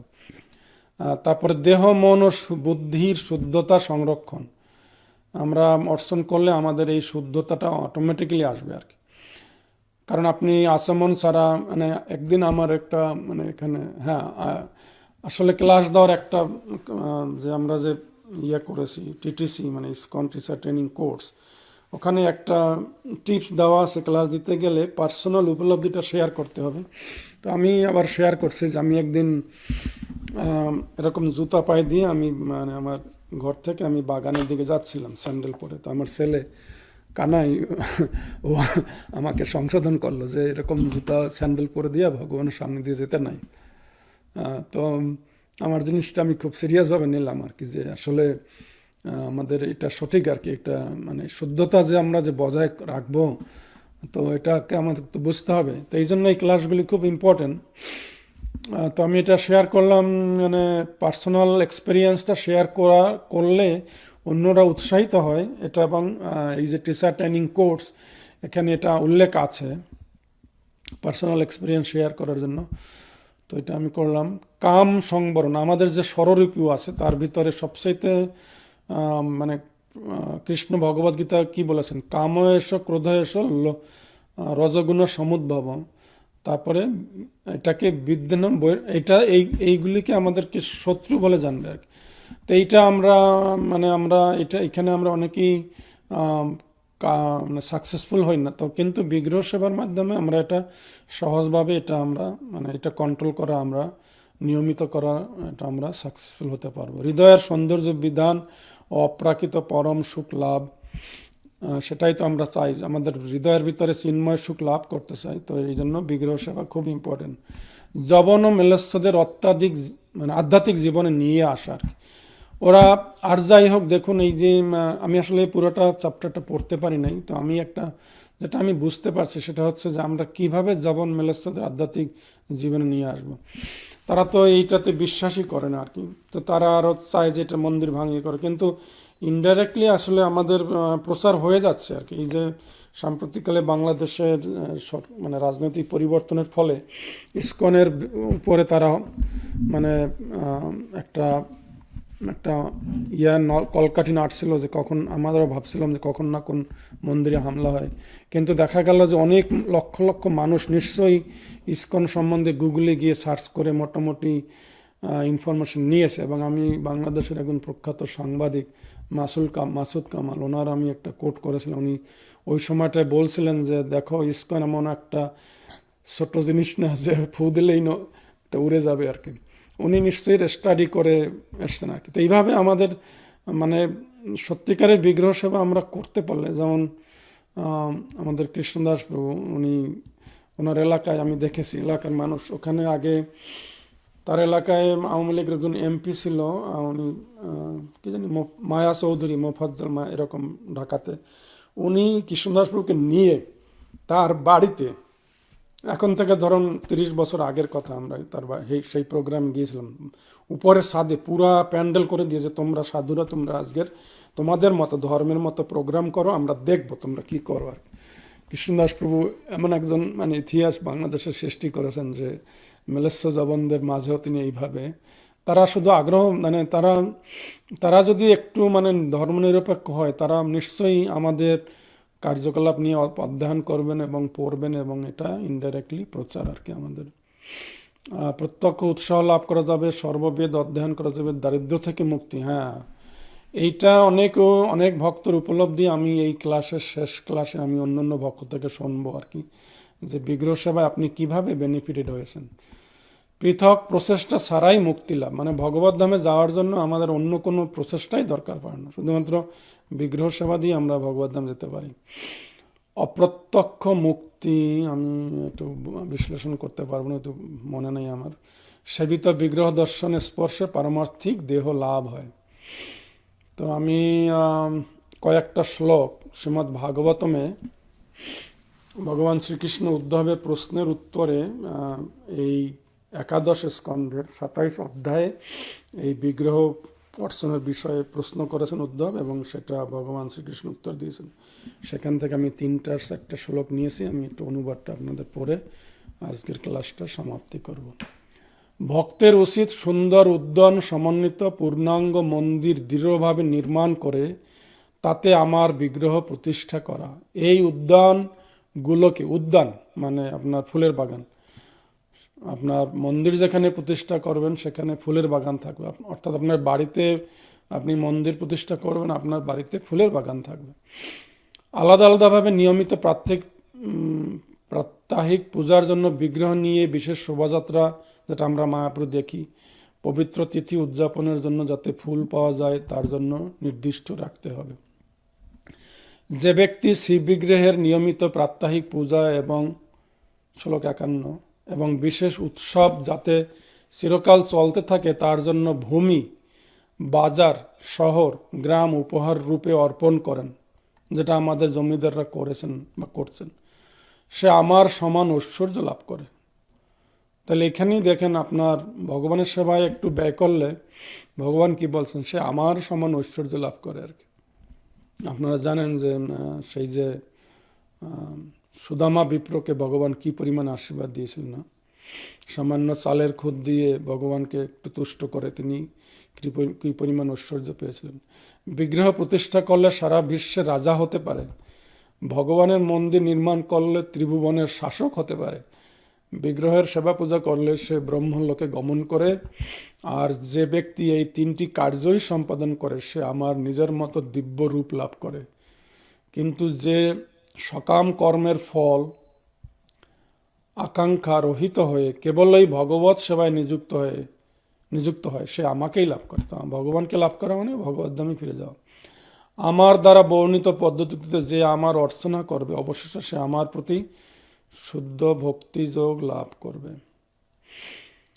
তো আমি এরপরে যে জায়গাটা, এটা আমি শেষ ক্লাসে আমি যাব, সেবা অপরাধগুলি ভক্তি রসামৃত সিন্ধু থেকে এবং অন্য পুরাণ থেকে যে সেবা অপরাধগুলি আছে ওইগুলি আমরা শেষের ক্লাসে যাব। আগামী ক্লাসটায় আমরা যারা দীক্ষিত ভক্ত না তারা কিভাবে, মানে এই যে অর্চন পদ্ধতিটা আর কি, পূজাটা আর কি, বিশেষ করে ভোগ লাগানো বা অভিষেক করা বা অর্চন করা সকালবেলা প্রাত্যহিক পূজাটা আমরা আগামী ক্লাসটায়, তার পরের ক্লাসটায় এই দিনে এই সময়টায় আমরা যাব ব্রাহ্মণ দীক্ষিত ভক্তদের জন্য ক্লাস আর কি।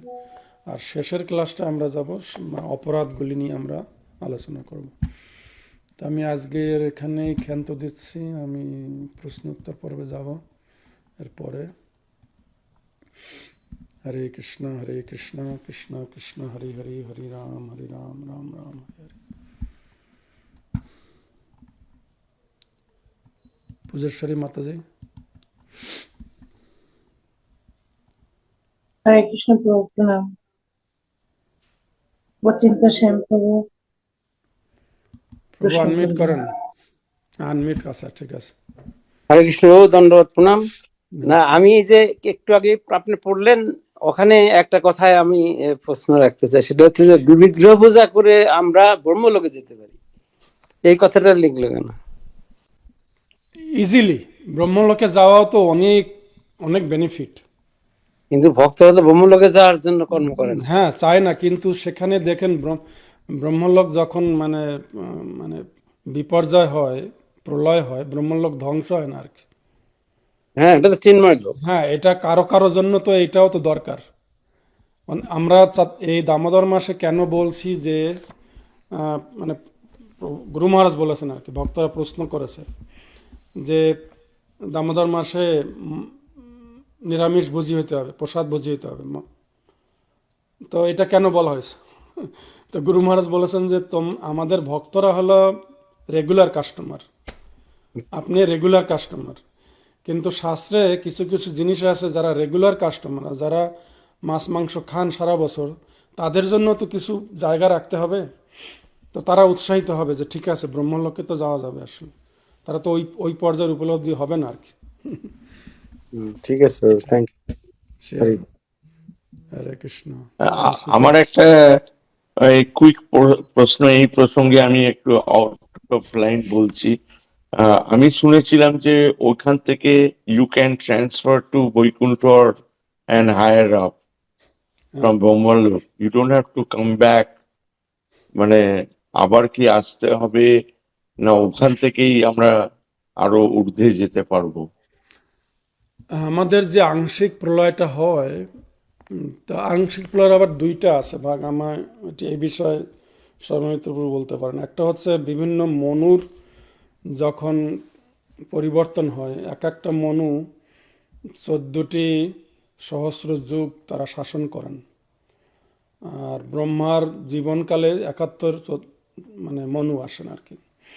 তো মনুর যখন পরিবর্তন হয় তখন একটা আংশিক প্রলয় হয়। এটা আমার পুরা কনসেপ্টটা নেই, তবে আম, ব্রহ্মার যখন মানে দিনের শেষে মানে কল্পর শেষে একদিন শেষে যখন আবার আর এক কল্প যায় তখন তো রাত্রি আর কি, তখন যে প্রলয়টা হয় বা ভাগবতমের তৃতীয় স্কন্ধের আপনার দ্বাদশ অধ্যায়, দশম অধ্যায়, একাদশ অধ্যায়, এগুলি এই জায়গায় সুন্দর বর্ণনা আছে যে তখন যখন প্রলয় শুরু হয় তখন প্রলয় বাড়ি বা এই যে সমুদ্র আন্দোলিত হয় এবং যে পদ্মফুলে ব্রহ্মার জন্ম, সেই পদ্মফুল এই ব্রহ্মাণ্ডের একটা ব্রহ্মাণ্ডের বর্ণনা দিলে মানে শুনে আমরা বুঝতে পারবো যে কি হয় আর কি। তখন আহ, তো যে মানে তাপটা হয়, প্রথমে যে তাপ সৃষ্টি হয় আর কি, সেই তাপে ইভেন স্বর্গলোক পর্যন্ত তারা ধ্বংস হয়ে যায় আর কি। মানে ভূলোক, তারপরে স্বর্গলোক, তারপরে তার উপরে যা আছে জনলোক, জনলোকের অধিবাসীরা তার মহরলোকে চলে যায় সেখান থেকে। তো তার উপরে মহরলোক থেকে এখানে আর মানে ধ্বংস হয় না আর কি। তো তখন ভক্তরা ওই মানে ব্রহ্মলোক বা সত্যলোক বা এরকম জায়গায় চলে যায় আর কি। তো এটা গেল আমাদের আংশিক প্রলয়, ব্রহ্মার প্রতিকল্পে আর কি। আর ব্রহ্মার যখন 100 বছর শেষ হয় তখন সমস্ত ব্রহ্মাণ্ডের ধ্বংস হয় আর কি। তো যেটাই হোক না কেন ভগবান তার ভক্তকে তার কাছে নিয়ে যাবেন আর কি। এটার ভুরি ভুরি উপাদান মানে আমরা দেখতে পাই। যেমন সেই যে মানে আমাদের যে মনু আর কি, মৎস্য অবতারে ওনাকে আগেভাগেই বলছেন যে এই প্রলয় আসবে, তুমি এই নৌকায় ওঠো। তো এইভাবে আমরা শাস্ত্রের উদাহরণ দিয়ে দেখতে পাই যে ভগবান তার ভক্তকে সুন্দরভাবে রক্ষা করেন। তো এই বিষয়ে আংশিক প্রলয়ের বিষয়ে একটু মা সর্বমিত্র প্রভু যদি আমাদেরকে শেয়ার করেন। প্রভু।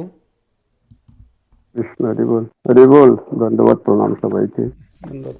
আসলে প্রলয় তো 4 প্রকার প্রলয় আছে, তার মধ্যে আংশিক প্রলয় যেটা, সেটা হলো যে ব্রহ্মার দিন শেষে, মানে ব্রহ্মার যে এক কল্প যাকে বলা হয়, সেটা হলো মানে আমাদের যে যখন ব্রহ্মা নিদ্রা যান আর কি, ব্রহ্মার এক কল্প মানে যখন 12 ঘন্টা হয়, 12 ঘন্টার পরে যখন নিদ্রা যায়, এই 12 ঘন্টাকে বলা হচ্ছে এক কল্প। এক কল্প বলা হয় 432 কোটি বছর। যখন আমাদের এই 4টা যুগ, সত্য, ত্রেতা, দ্বাপর, কলি, এই 4টা যুগ যখন 1000 বার ঘুরে আসে তখন ব্রহ্মার এক কল্প হয়। এক কল্পে আমাদের যে এই যে চতুর্দশ ভুবনের ভূলোক, ভুবলোক এবং স্বলোক, এই 3টা তখন অব্যক্ততে পরিণত হয়, মানে তখন ব্যক্ত থাকে না, অব্যক্ত হয় তখন, মানে তার আংশিক মানে মানে হয়, প্রলয় হয়। এবং সেই প্রলয়ের আগুন যেটা বলছেন সেটা মহরলোককে স্পর্শ করে এবং মহরলোকের যারা অধিবাসী থাকে তারা তখন জনলোকে চলে যায়, এরকম বর্ণনা আছে। সুতরাং এই যে মানে 432 কোটি বছর, এই 432 কোটি বছরে মানে ব্রহ্মার এই যে তিনি যখন নিদ্রা যান তখন এরকম খণ্ড প্রলয় হয়। আর ব্রহ্মার যখন 100 বছর আয়ু হয়, 100 বছর আয়ু হচ্ছে ব্রহ্মার আমাদের পৃথিবীর ইতিহাসে আমরা একবার হিসাব করেছিলাম 311,000 কোটি 4 লক্ষ মানে 40 লক্ষ বছর, এরকম একটা হিসাব আমরা করেছিলাম। 311,000 কোটি বছর পর যখন ব্রহ্মারও বিনাশ হয় তখন কিন্তু ব্রহ্মা আমাদের তো, যেহেতু যদিও তিনি জীব তত্ত্ব, কিন্তু কোনো কোনো মানে ব্রহ্মা কোনো সময়ের কোনো ব্রহ্মা তিনি ভগবানের কাছে ফিরে যান। সুতরাং যারা ব্রহ্মলোকে থাকেন তারাও তার সঙ্গে ভগবান লোকে ফিরে যান, এরকমই বলা হচ্ছে আর কি। যাকে মানে একদম প্রাকৃতিক মানে মহাপ্রলয় বলা হয় আর কি। মানে প্রলয় তিন প্রকার, মানে চার প্রকার। একটা হলো খণ্ড প্রলয়, প্রাকৃতিক প্রলয়, নৈমিত্তিক প্রলয় আর মহাপ্রলয়। এইভাবে হিসাব করা হচ্ছে আর কি। হরে কৃষ্ণ। প্রভু এই দুটা আবার একটু বলবেন, চার প্রকার প্রলয়টা। একটা হলো আমাদের হলো নৈমিত্তিক প্রলয়, প্রাকৃতিক প্রলয়। নৈমিত্তিক প্রলয় কি আমাদের শরীরের মধ্যে হচ্ছে? হ্যাঁ হ্যাঁ, একটা রাইট, একটা কোষ একদম। মরে গিয়ে আর একটা কোষ জন্মাচ্ছে। নৈমিত্ত, হ্যাঁ হ্যাঁ হ্যাঁ, হ্যাঁ হ্যাঁ, নৈমিত্তিক প্রলয় আর হলো প্রাকৃতিক প্রলয়, আর হলো আংশিক বা খণ্ড প্রলয়, আর একটা মহাপ্রলয়। এই প্রলয়ের বর্ণনা অবশ্য দ্বাদশ স্কন্ধে আছে, ভাগবতের দ্বাদশ স্কন্ধে প্রলয়ের বর্ণনা আছে। প্রাকৃতিক প্রলয়টা কি সেটা একটু। হ্যাঁ, প্রাকৃতিক প্রলয় হচ্ছে এই যে আমি ঠিক মনে নাই এখন, সম্পূর্ণ গুছিয়ে বলতে পারবো না। তবে এই চার ধরনের প্রলয়ের কথা বলা হয়েছে আর কি। হ্যাঁ, প্রকৃতি তাকে আবার সন্নিবেশিত হতে হবে, এটা মানে সাইন্টিফিক আমি যতদূর বুঝি। কারণ এখন যেভাবে আমরা ফসল ফিউল তুলছি আর কি, মানে মাটির তলার থেকে এই যে গ্যাসোলিন তুলছি, গাড়ি চলছে আর কি, এটা তো মানে যদিও এরা বিজ্ঞানীরা বলে যে এমন মানে পৃথিবীতে অন্য গ্রহের থেকে গ্রহাণু এসে এখানে ধাক্কা মেরেছিল, ইংলিশে মেটেরয়েড বলে, তার ফলে পৃথিবীটা কম্পিত হয়েছিল। তারপরে কোথাও কোথাও আপনার মানে ভূমিকম্প হয়েছিল, তো কোথাও গাছপালা তলে চলে গেছে মাটির নিচে অনেক, বা পশু পাখি চলে গেছে, ওইগুলি দেহটা পচে এখন এই যে গ্যাসোলিন আমরা পাচ্ছি আর কি। তো এটা হলো বিজ্ঞানী, বা ওখানে আমরা মাটির নিচে ডাইনোসরের ইয়ে পাচ্ছি। তো আমি যতদূর বুঝি যে মনুর যখন পরিবর্তন হয়, মানে 14টা মানে সহস্র 71, যুগের পর, মানে প্রত্যেক মনুর আয়ুষ্কাল হলো 71 চতুর্যুগ। 71 এবং এই চতুর্যুগ। হ্যাঁ, এবং 14 জন মনু, এক কল্পের মধ্যে 14 জন মনুর বিনাশ হয়। তো মানে মনুর 71 যখন চতুর্যুগ। পরিবর্তন হয় তখনও নাকি একটা প্রলয় হয়, সেটা হ্যাঁ, তখনও প্রলয় হয়, মন্বন্তর হয়, যখন মন্বন্তর হয়। হুম। তো ঠিক আছে, আমি আর কোনো প্রশ্ন দেখছি না। তো সুচিত্রা মাতাজি আবার আপনি, কুলদীপ প্রভু, আচ্ছা আচ্ছা, আমাদের বিগ্রহ নিয়ে আমরা আলোচনা করলাম, মনে হচ্ছে বিগ্রহ দর্শনের সময় এসে গেছে। কুলদীপ প্রভু সিলিকন ভ্যালি থেকে। বিগ্রহ দর্শন আজকে হবে না বাবা, আজকে যাইনি। আজকে আমার আসলে সানডে ক্লাস আছে মন্দিরে, তো আজকে একটু ব্রেক নিচ্ছি। তো এই জন্য আমি একটু প্রিপারেশন দিচ্ছিলাম, কারণ ফিজিক্যালি মেন্টালি টায়ার্ড থাকি যদি সকালবেলা সেবাতে যাই, আবার বিকালে ক্লাস দিতে হয়, এবং সাধারণত সানডেতে অনেক লোকজন আছে। তো অন্য ক্লাস হয়তো একটু প্রিপারেশন ছাড়াও নেওয়া যায়, সানডে ক্লাসে একটু প্রিপারেশন নিতে হয়, কারণ সবার জন্য যাতে ক্লাসটা অ্যাকসেপ্টেবল হয়। প্রভু, যে জিনিসটা আসলে আমি অ্যাড করতে যাচ্ছিলাম, আপনারা জন্য প্রলয় নিয়ে আলোচনা করলেন, এবং প্রভু খুব সুন্দর করে বলেছেন যে 12 ক্যান্টোর 4th চ্যাপ্টারে আসলে এই বিষয় নিয়ে আলোচনা আছে। আসলে প্রলয়ের জিনিসটা কিন্তু one of the subject matters of Bhagavatam, মানে নিরোধ মুক্তির আশ্রয়। রাইট, 10টা যে বিষয় আছে তার মধ্যে একটা হলো যে নিরোধ, কিভাবে আমরা এই জড়জগতে যে সৃষ্টিটা হলো, তারপরে সেটা কি করে আবার উল্টো দিকে আবার যায় আর কি। তো সেখানে 4টা পর্যায় আছে, এবং প্রভু অ্যাকচুয়ালি খুব সুন্দর বলেছেন সর্বমিত্র প্রভু যে প্রথমে হলো গিয়ে নিত্য প্রলয়, তারপরে হলো নৈমিত্তিকা প্রলয়, তারপরে হলো প্রাকৃতিকা, তারপরে হলো অত্যান্তিকা। তো নিত্য প্রলয়টা হলো যে আমরা প্রতিদিন যে চেঞ্জের মধ্যে দিয়ে যাচ্ছি, আমাদের শরীর গতকালকে যেরকম ছিল আজকে সেরকম নেই, বা 5 সেকেন্ড আগে আমরা যেরকম ছিলাম এখন সেরকম নেই। এটা হলো নিত্য। আমার প্রতিক্ষণ ওই যে জন্ম, স্থিতি, বৃদ্ধি, তারপরে কি জানি উৎপন্ন, ক্ষয়, মৃত্যু, এই যে 6টা ভাগ, এই যে এই জিনিসটা, এটা হলো আমাদের নিত্য চেঞ্জ হচ্ছে, নিত্য আমরা নিরোধের মধ্যে দিয়ে যাচ্ছি।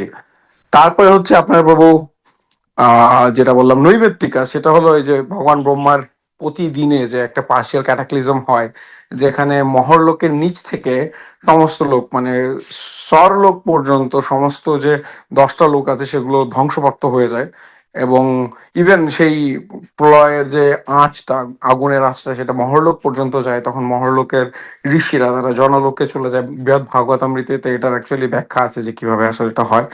তো সেই বিষয়টা হলো গিয়ে আপনার নৈমিত্তিকা প্রলয়ের মধ্যে পড়ে। তারপরে আপনার আসে প্রাকৃতিক প্রলয়, সেটা হলো আপনার যে ভগবান ব্রহ্মা যখন তার আয়ু ক্ষয় হয়ে যায়, শেষ হয়ে যায়, তখন যে সমস্ত বিশ্ব ব্রহ্মাণ্ড যে ধ্বংসপ্রাপ্ত হয়, সেটা হলো আপনার প্রাকৃতিক প্রলয়। এবং শেষের যে পয়েন্টটা আছে সেটা হলো নিত্য প্রলয়, যে আমাদের এই যে জন্ম মৃত্যু জরা ব্যাধির যে সাইকেলটা আছে, এখান থেকে যখন আমরা বেরিয়ে যাই সেটাকে বলা হয় নিত্য প্রলয়। তো আপনি যদি এখানে একটু জিনিস খেয়াল রাখেন, এই যে প্রত্যেকটা স্টেপ বাই স্টেপ, প্রথমটা কি হলো নিত্য, সরি অত্যন্তিকা, লাস্টেরটা হলো অত্যন্তিকা, নিত্য, তারপর আপনার নৈমিত্তিকা, তারপর হলো প্রাকৃতিকা, তারপর হলো গিয়া আত্যন্তিকা। এই যে চারটি লেভেল প্রলয়ের, এর একটা থেকে আরেকটা হলো বেশি সময় নেয়। প্রথমে হলো নিত্য, আপনার প্রতিনিয়ত চলছে। তারপর হলো নৈমিত্তিকা, আপনার ভগবান ব্রহ্মার একদিনে যে হিসাবটা প্রভু বললেন যে প্রায় 300-3000 সামথিং কোটি ইয়ার্স। তারপরে হলো কি বলে প্রাকৃতিকা, যেটা হলো আপনার পুরো ব্রহ্মার 100 বছরের আয়ুর মানে সময়কালে হয়। কিন্তু এর থেকেও কঠিন হলো অত্যান্তিকা, মানে আমরা যে বলি না যে এই জড়জগতের জীব অনাদি বহির্মুখ, তার মানে সেই অনাদির অর্থটা কি? মানে এটা ভগবান ব্রহ্মার আয়ুষ্কালে, মেবি হাজার হাজার ব্রহ্মার আয়ুষ্কালে আমরা এই জড়জগতে আবদ্ধ রয়েছি। তো সেইটা হলো গিয়ে সবচেয়ে কঠিন। এই জন্য এইটা হলো সবচেয়ে মানে ইউনিক একটা ব্যাপার, একটা জড়জগতের জীবকে এই জড়জগতের বন্ধন ছিন্ন করে ভগবত ধামে নিয়ে যাওয়াটা, এটা আসলে খুবই খুবই একটা কঠিন বিষয়। সো জাস্ট এটাই অ্যাকচুয়ালি খুব সুন্দরভাবে শিল প্রভুপাদ, প্রভুপাদ না অ্যাকচুয়ালি প্রভুপাদের শিষ্যরা ওখানে বর্ণনা করেছেন 12 স্কন্ধে, যেটা আসলে আমার মনে হয় যে সবারই জানা থাকলে ভালো হয়, যে আমরা আসলে এটা কত কঠিন একটা সাধনার প্রসেসে আছি, যেটা আসলে প্রায় ইম্পসিবল। প্রভু, আমার প্রশ্ন হচ্ছে তাহলে প্রভুপাদ তাৎপর্য এক জায়গায় বলেছেন যে মনুর পরিবর্তনের সময় একটা প্রলয় হবে, ওইটা কি প্রলয় হয় তাহলে? ওইটা হলো, এটা কিছু কিছু মনুর প্রলয়ের সময় হয়, যেমন চক্ষুষা মনুর প্রলয়ের সময় হয়েছিল। চক্ষুষা মনুর থেকে যখন সত্যব্রত মনু আসলেন, মানে যিনি বৈবস্বত মনু এখনকার দিনের, তখন একটা প্রলয় হয়েছিল। সেটাতে হলো গিয়ে কিছু জায়গা প্লাবিত হয় আর কি, কিছু জলোচ্ছ্বাস, এবং এটা সব মনুর সময় হয় না। যেমন মৎস্য অবতার কিন্তু সব মনুর সময় হবে না, কিছু কিছু মনুর সময় এটা হবে। এবং এটাও অ্যাকচুয়ালি লঘু ভাগবতামৃততে শিল রূপ গোস্বামী পাদ এটা নিয়ে ব্যাখ্যা করেছেন, যে কখনো কখনো ভগবান আহ মানে জড় জগতের কল্যাণার্থী অ্যাকচুয়ালি এরকম একটা প্রলয় তৈরি করেন, যাতে নতুন করে সৃষ্টির মানে সুযোগ হয় আর কি, যখন এরকম মনে হয় যে একটা পট পরিবর্তন করতে চান তিনি। তো সেটা, এবং এর মাধ্যমে আপনারা যদি দেখেন, যদি মৎস্য অবতারের ক্ষেত্রে, এখানে শুধুমাত্র যে ভগবান আহ কি বলে বৈবস্বত মনু আদি এনাদেরকে রক্ষা করেছিলেন তা না, ভগবান বিশেষ কিছু নির্দেশও দিয়েছিলেন বৈবস্বত মনুকে, যে তোমাকে এটা করতে হবে, এটা করতে হবে। এবং তিনিও বিভিন্ন ধরনের প্রশ্ন করেছিলেন। তো মাঝে মাঝে এটা এগুলো অ্যাকচুয়ালি কি বলা যায়, উসিলা বা আহ কারণ হেতু, যার মাধ্যমে ভগবান আসলে বিশেষ নির্দেশ বা বিশেষ আদেশ পরবর্তী জেনারেশনকে দেন। তো এটা সবসময় না, এটা এরকম না যে প্রত্যেক মনু হলেই একটা ক্যাটাক্লিজম হবে বা একটা প্রলয় হবে। এটা বিশেষ বিশেষ ক্ষেত্রে এটা সাধিত হয়। হরি বল, হ্যাঁ, কুলদীপ প্রাণ প্রভু। হ্যাঁ, আমার একটা প্রশ্ন আছে। হরি বল, হরে কৃষ্ণ, হ্যাঁ শুনতে বলুন, পাচ্ছেন? হ্যাঁ শুনতে পাচ্ছি। হ্যাঁ, প্রশ্ন হচ্ছে, আমরা যে দামোদর অষ্টকম পাঠ করি, যিনি রচনা করেছেন তিনি সত্যব্রত মুনি। তাহলে এই Correct. সত্যব্রত মুনি আর মহারাজ সত্যব্রত কি এক ব্যক্তি? শাস্ত্র তো তাই দেখি প্রভু, একই ব্যক্তি না, অ্যাকচুয়ালি। এখানে আমার যে গৌড়ীয় বৈষ্ণব অভিধান আছে, হরিদাস দাস বাবাজি, হ্যাঁ হ্যাঁ, গৌড়ীয় বৈষ্ণব অভিধানে সেখানে 5 জন সত্যব্রতের কথা উল্লেখ আছে। আচ্ছা আচ্ছা আচ্ছা। এবং ভাগবতে আছে 3 জন। এবং তারপরে যে সত্যব্রত মুনি, তিনি বিশেষভাবে একজন বিশেষ মুনি, বিশেষ এভাবে বলা হয়েছে। মোট 5 জনের কথা বলা হয়েছে। আমি আপনাকে বলতে পারি, ভাগবতের বিভিন্ন অষ্টম স্কন্ধে, নবম স্কন্ধে, তারপর এরকম মোট 5 জন সত্যব্রতের কথা বলা হয়েছে। কিন্তু আমাদের প্রশ্ন হলো যে এই যে দামোদর অষ্টকম যিনি রচনা করেছেন, যিনি বাৎসল্য রসে এই দামোদর অষ্টকম রচনা করেছেন, তিনি কোন সত্যব্রত? এটা কিন্তু একটা কনফিউজিং, অনেকেই আর কি এটা একটা মানে ডিফিকাল্ট কোশ্চেন প্রভু। অ্যাকচুয়ালি আমি রিসেন্টলি একটা লেকচার শুনছিলাম হিজ হোলিনেস রাধা গোবিন্দ স্বামী মহারাজের, যেখানে তিনি দামোদর লীলার বর্ণনা করতে গিয়ে সত্যব্রত মুনির খুব গ্লোরিফিকেশন করছিলেন। তো সেখানে আপনি যেরকম বলছেন প্রভু, সেখানে তিনি ভাগবতম থেকে, দেবী ভাগবত থেকে, অন্যান্য পুরাণ থেকে রেফারেন্স দিচ্ছিলেন যে সত্যব্রত মুনি কি, বিভিন্ন জন্মে তার কি ধরনের কর্মপন্থা ছিল। এবং সেখানে তিনি তাদেরকে আলাদা করে বলেননি, তিনি বলেছেন যে তিনি একই ব্যক্তি। তো তিনি বলছেন যে এই সত্যব্রত মিনি পরবর্তীতে এই বৈবস্বত মনু হিসেবে মানে পরিগণিত হলেন এবং তিনি ভগবানের দ্বারা এম্পাওয়ার্ড। যাই হোক, আমি আমি আমি এইটুকু বুঝেছি, আমি জানি না হয়তোবা এটার অন্য ব্যাখ্যাও থাকতে পারে, বাট মহারাজ এভাবেই বলছিলেন আর কি। হ্যাঁ, সেজন্যই বললাম যে একই ব্যক্তি। প্রভু এই নিতাই সেবিনী মাতাজির একটা ক্লাস আছে দামোদর অষ্টকে, তো উনি এই একই ব্যক্তি উল্লেখ করেছেন আর কি। বৈবস্বত মানে মুনি হচ্ছেন সত্যব্রত মুনি, এবং উনি মানে শ্রাদ্ধ দেব, যিনি শ্রাদ্ধ দেব, মানে সপ্তম তো মণ্ডলী এটা আমি আবার বৈবস্বত। আমাদের বাড়িতে কালকের প্রোগ্রাম ছিল, আমাদের বাড়িতে দামোদর প্রোগ্রাম, তো রাধাকৃষ্ণ প্রভু ক্লাস দিয়েছিলেন। উনি আমাদের এখানকার ব্রহ্মচারী গুরু আর কি, আমাদের স্থানীয় গুরু আর কি, মানে ইস্কনের দীক্ষিত, মানে উনি দীক্ষা দেন আর কি, অথরাইজ গুরু জিবিসি থেকে। তো উনি এটা ক্লিয়ার বলতে পারেননি আমাকে যে এই যে রাজা, মানে সত্যব্রত রাজার কথা বলা হয়েছে, ইনি কি একই ব্যক্তি কিনা সত্যব্রত মুনি, এটাও ক্লিয়ার। তবে আপনার অ্যাকর্ডিং টু নিতাই সেবিনী মাতাজি, আমাদের বৈবস্বত মনু এবং সত্যব্রত মুনি একই ব্যক্তি আর কি। এক করে দেখেছেন, মানে তার ভাষ্য মতে, তাই তো? তার হ্যাঁ, উনি মানে ভগবানকে মতামত। দর্শন করে, দামোদর লীলা দর্শন করেছেন আর কি, দর্শন করে ভিজুয়ালাইজ করে উনি এটা লিখেছেন আর কি। ঠিক আছে, হরে কৃষ্ণ। তো আমি আর কোনো প্রশ্ন দেখছি না। আমাদের শ্রোতাদেরকে পূজেশ্বরী মাতাজি ধন্যবাদ দেবেন সঞ্চালনা হিসাবে, সঞ্চালক ও অনুপমা মঙ্গলা হাজ কোশ্চেন, আনমিট করে নাও। হরে কৃষ্ণ প্রভু, প্রণাম সকলের চরণে। প্রণাম। প্রভু, আমার প্রশ্ন ছিল দুটো। একটা প্রশ্ন ছিল যে আমরা যারা দীক্ষিত ভক্ত, আমরা যারা এখনো বিগ্রহ সেবার উপযুক্ত হইনি, আমরা যারা চিত্রপটে সেবা করি, আমরা তো সাধারণত সবসময় আপনি যেরকমটা দেখালেন লাস্টের যে পঞ্চ উপাচার, যে পুষ্প, তারপরে হচ্ছে আপনার ধূপ, দীপ, নৈবেদ্য, প্রণাম, এটা তো আমরা প্রতিদিন করে থাকি। কিন্তু আমরা যে ভগবানকে স্নান আদি এগুলো যে করাবো, এটা আমরা কিভাবে করাবো? যেমন আপনি যে দর্পর মাধ্যমে যে করাতে বললেন, আমরা কি ওইভাবে করাবো নাকি যেভাবে নিয়মিত করিয়ে থাকি? হ্যাঁ, আগামী ক্লাসে আমরা আসব। ওইটা হবে যদি বিশেষ উৎসবের দিন, কারণ ইন জেনারেল গৃহস্থ বাড়িতে কেউ ডেইলি করে না আর কি ষোড়শ উপচারে। কেউ যদি করতে পারে ভালো আর কি, কিন্তু শাস্ত্র লেখা হয়েছে মন্দিরে সেবা পূজা করার জন্য। এবং ইনফ্যাক্ট গুরু মহারাজ বলেছেন যে আমাদের, তো একটা জিনিস আমি উল্লেখ করি এই প্রসঙ্গে, এই বইটাতে পূজার তিনটি পর্যায়ে বর্ণনা করা আছে। একটা হচ্ছে সহজ পদ্ধতি, তিনটা পদ্ধতি আর কি, আর একটা হচ্ছে আদর্শ পদ্ধতি, আর একটা হচ্ছে বিস্তারিত পদ্ধতি আর কি, এলাবোরেট প্রসেস। তো সহজ পদ্ধতিটা কিন্তু হরিভক্তি বিলাসে বা এরকম কোথাও লেখেনি, কারণ হরিভক্তি বিলাসে সনাতন গোস্বামী বিগ্রহ পূজার যে বিধিবিধানগুলি লিখেছেন বিভিন্ন পুরাণের সাহায্য নিয়ে, এটা মন্দিরে বিগ্রহ পূজারই আদর্শ। এবং এটা সেখানে বিশেষ করে শালিগ্রাম পূজা আর কি, শালিগ্রামে এই ষোড়শ উপচার তো অবশ্যই। এবং আমাদের এই বইটাতে বিস্তারিত যে প্রসেস, মানে সবচেয়ে হাইয়েস্ট যে সিস্টেম, সেখানে তোমার শালিগ্রাম পূজার বিধান দেওয়া হয়েছে।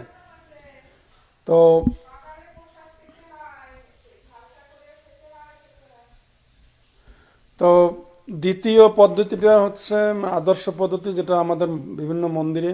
তো গুরু মহারাজ এই প্রসঙ্গে বলছিলেন, আসলে যদিও আমরা আমাদের গ্রন্থে স্ট্যান্ডার্ড প্রসেসটা ফলো করি, মানে বিশেষ করে শালিগ্রামের ক্ষেত্রে বা মন্দিরে ডেইলি যে অর্চনে আমরা ষোড়শ উপচারে করে থাকি 16টা উপাদান দিয়ে, কিন্তু মহাপ্রভুর সময় বা ব্রাহ্মণরা শালিগ্রামে পূজা পঞ্চোপচারেই করতো, সহজভাবেই করতো, ডেইলি করতেন না। এটা আমাদের গুরু মহারাজের আমি একটা ক্লাস শুনেছি আর কি। তো কাজেই আমাদের পঞ্চোপচারে ডেইলি করা উচিত। তবে বিশেষ দিনে জন্মাষ্টমী, গৌর পূর্ণিমা বা কেউ চাইলে একাদশীতে বা মানে বিশেষ তিথিতে আমরা চিত্রপটে আমরা, এটা হলো একটা অ্যান্সার। আর একটা অ্যান্সার হলো আসলে আমরা কেউই বিগ্রহ সেবার যোগ্য না, বিশেষ করে আমরা যারা রাধা কৃষ্ণ উপাসনা পূজা করি, আমরা কিন্তু অ্যাকচুয়ালি কোয়ালিফাইড না আর কি। আমরা রাধাকৃষ্ণকে কোয়ালিফাইড হবো যখনই, যে সর্বমিত প্রভু বলছিলেন, রাগমার্গের ভক্ত হতে পারলে আর কি। তার আগে আমরা আসলে লক্ষ্মীনারায়ণের উপাসনা করি আসলে। এই তো এই জন্য অপরাধগুলি আমরা শেষের ক্লাসে বলবো আর কি, কোন কোন অপরাধ আমাদের অ্যাভয়েড করা উচিত।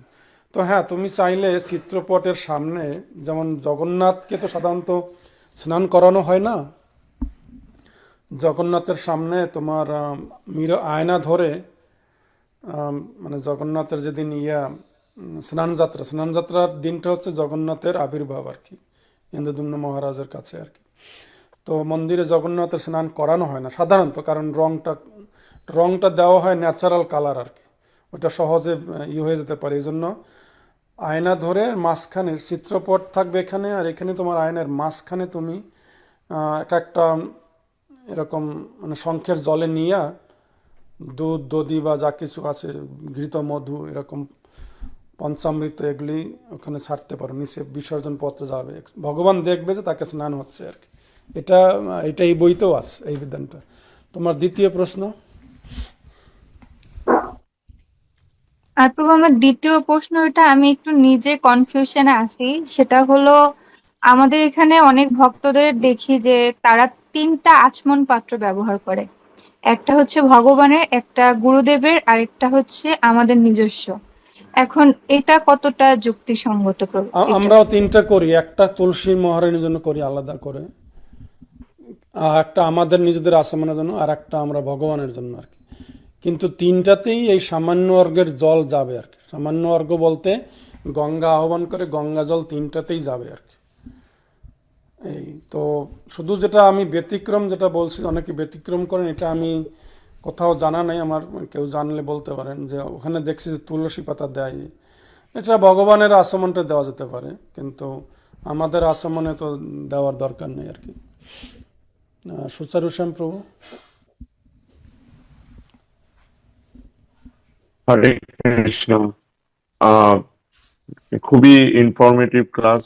এমনি আরো আমাদের ক্লাস হলে খুবই ভালো হবে, কারণ আমরা তাহলে বাড়িতে কিভাবে আমাদের ভগবানকে সেবা করতে পারবো সেইটা, সবাই তো মন্দিরের সুযোগ পায় না সব সময়, তো বাড়িতে কিভাবে করতে হবে আহ খুব ডিটেলে আমরা যদি নাও যেতে পারি সব সময়, তো মানে সহজ পদ্ধতিগুলো যদি আমরা গ্রহণ করে থাকি আর বুঝে থাকি, তাহলে বেসিক জিনিসগুলো যদি আমরা জানতে পারি যে কোনটি বিশেষ করে গুরুত্বপূর্ণ আর কোনটে আচ্ছা ঠিক আছে আমরা হয়তো সেগুলো পারবো না সব সময় করতে, কিন্তু বেসিক জিনিসগুলো যদি আমরা ঠিক মতন করি রোজ, যেটা ভাগবত আর গীতাতেই বলা আছে যে পত্রম পুষ্পম ফলম তোয়ম, so that is the easiest process, at least we should ওইটা অন্তত ফলো করা উচিত আমাদের।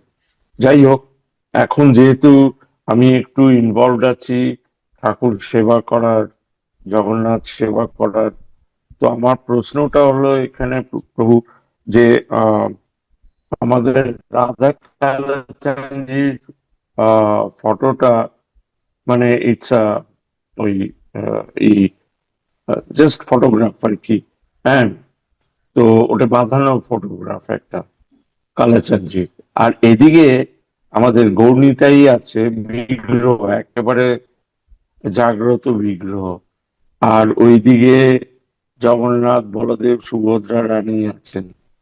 তো আমরা মাঝখানে কি করছিলাম যে 2টো প্লেট বানাতাম, একটা প্লেট হলো জগন্নাথের আর বলদেব আর সুভদ্রা রানীর জন্য, আরেকটা হলো গৌরনীতাই। এখন এই যে রাধা কালাচাঁদজিকে দেওয়া হচ্ছে না, সেটা আমার খুব অসুবিধা লাগছিল, কারণ যেহেতু সেটা চিত্রপট, তো I could not bear that, আমি সহ্য করতে পারছিলাম না যে খালি জগন্নাথকে আর বলদেবকে দেওয়া হচ্ছে আর এদিকে গৌরনীতাইকে দেওয়া হচ্ছে, আর কৃষ্ণ ওখানে প্রভু, দাঁড়িয়ে আছেন, তো আমরা দিচ্ছি না কিছু, তাকে ওই নাম করে অফার করছি না। So do you think that is মানে we should give him also a plate? এটা আপনি কি আপনার সেন্টারের কথা বলছেন, সেন অ্যান্টোনিও সেন্টার? হ্যাঁ, সেটার কথাই বলছি।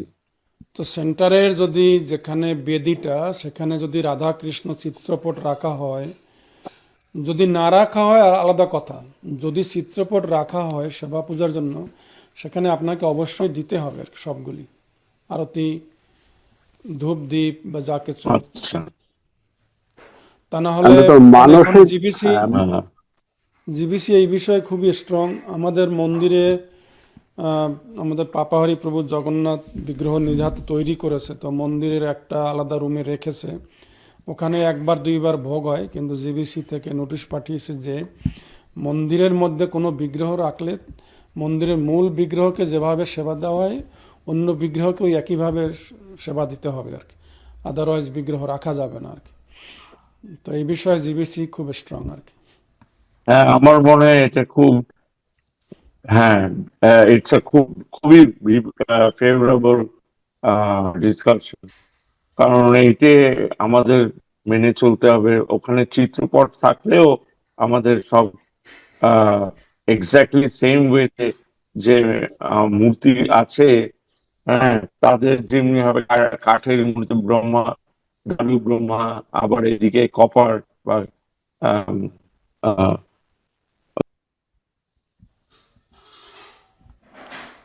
So we lost প্রভুজি। তবে প্রভু, আমার আমার একটা প্রশ্ন আছে, যেখানে আমি দেখছি সেটা হচ্ছে যে আলাদা বিগ্রহ বা আলাদা চিত্রপট থাকলে অন্যান্য সেবা সবই সবাই পাবে, চলবে, কিন্তু অফার করার সময় একটাই অফার হবে। কারণ হচ্ছে যে ওং ব্রাহ্মণ দেবা নো ব্রাহ্মণ হইতে আছে, সেখানে ভগবানকেই অফার করা হচ্ছে ওই সবাই। বিষয়ে আমি আসবো প্রভু এই বিষয়ে ক্লাস, আরো সামনে ক্লাস আছে, আজকে শুধু ইন্ট্রোডাকশন আর কি। হ্যাঁ, ঠিক আছে, ঠিক সাম- আছে। আজকে আমি একটা জিজ্ঞেস করি, আজকের ক্লাসের ইন্ট্রোডাকশনটাই হলো আছে, যে সবাইকে সেবা একরকম করতে হবে, এটি আমি আবারও একটু রিপিট করি, আমি রিক্যাপ করি নিজের তাই, যদি এটা পূজেশ্বরী মাতাজির আজকের ক্লাসের টেক আউট কি, বাড়িতে কি নিয়ে যাবেন, কতগুলি জিনিস নিয়ে যাবেন, যে ভগবানকে সম্ভ্রম সহকারে সেবা করা, নিজের বাড়িতে সব কিছুর তিনি সেন্টার। তারপরে আমাদের যে ভাগবত বিধিটাই মেইন, পঞ্চরাত্রিক বিধিটা ভাগবত বিধিকে সাপোর্ট করবে। আমরা যেন ভাগবত বিধিটা বাদ দিয়ে শুধু পঞ্চরাত্রিক বিধিকে খুব নজর না দেই। আরও টেক এইট হলো আমাদের এই বিগ্রহর্ষণের যে 5টা পর্যায় আছে, অভিগমন, তারপরে যোগ, তারপরে ইজ্জা, তারপরে এই যেগুলো আমি বললাম আর কি, এটা একটা। তারপরে আমরা 64টা কলা বিগ্রহ পূজার, ষোড়শ উপচারে পূজা, সাধারণত এটা আদর্শ পদ্ধতি যেটা মন্দিরে করা হয়, ডেইলি করা হয় ষোড়শ পূজা। গৃহস্থদের বাড়িতে পঞ্চ উপচারে পূজা, শুধু বিশেষ অনুষ্ঠানে আপনি ষোড়শ উপচারে করতে পারেন। আর হলো যে বিগ্রহ পূজার যে গুরুত্ব আর কি, এর যে বেনিফিটটা আমি বলেছিলাম যে আপনার সংসারে শান্তি আসবে, আপনার ফ্যামিলিতে শান্তি হবে, আর পারমার্থিক কল্যাণ হবে। তো এইগুলি আজকে টেক আউট। আমি যাব সমরকান্তি প্রভু চিটাগাং থেকে, একটু আনমিউট করে নেন প্রভু। হরে কৃষ্ণ প্রভু। সমরকান্তি প্রভু। না, হরে কৃষ্ণ হ্যাঁ মাতাজি, শুনতে পাচ্ছি। প্রভু, আমার একটু মানে শারীরিক প্রবলেম হচ্ছে, আমি কি লিভ নিতে পারি? ঠিক আছে, শিওর শিওর, থ্যাংক ইউ মাতাজি। আপনাকে বলেছিলাম আমার 2-1 লাইন ইন্ট্রোডাকশন দিবেন, আপনি আমার লং ইন্ট্রোডাকশন দিয়েছেন। আপনি এজন্য আমাকে একটা বৈষ্ণব সেবা দেবেন আমি যখন যাব বাংলাদেশে আপনার বাড়িতে আর কি। এটা তো আমার সৌভাগ্য হবে। হরে কৃষ্ণ। সমরকান্তি প্রভু। হ্যাঁ মাতাজি, আপনি লিপ। হরে কৃষ্ণ, হরে কৃষ্ণ, ধন্যবাদ, প্রণাম প্রভুজি। প্রভুজি, আমার প্রশ্ন হচ্ছে যে আচমন পত্র 3টা ঠিক আছে, একটা হচ্ছে নিজের জন্য, একটা হচ্ছে মানে বিগ্রহের জন্য, আর একটা হচ্ছে বৃন্দা মাতার জন্য। তো প্রভুজি, ওই মানে কোনো একটা পত্রে কি তুলসী পত্র দেওয়া যায় বা ওই সেবা কি লাগে? নট নেসেসারি প্রভু, আপনি ভগবানেরটা যেন দিতে পারেন, কিন্তু it is are not necessary, বইতে এরকম লেখা নাই আর কি।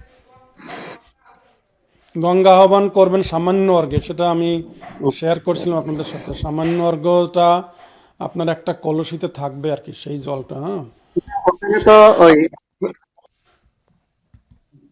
নাম গঙ্গে চ যমুনে চৈব গোদাবরী সরস্বতী নর্মদে সিন্ধু কাবেরী জল সন্মিলন কুরু, এটা বলে তারপরে মহামন্ত্র করে, তারপরে কি গুরুদেবকে স্মরণ করতে হয়।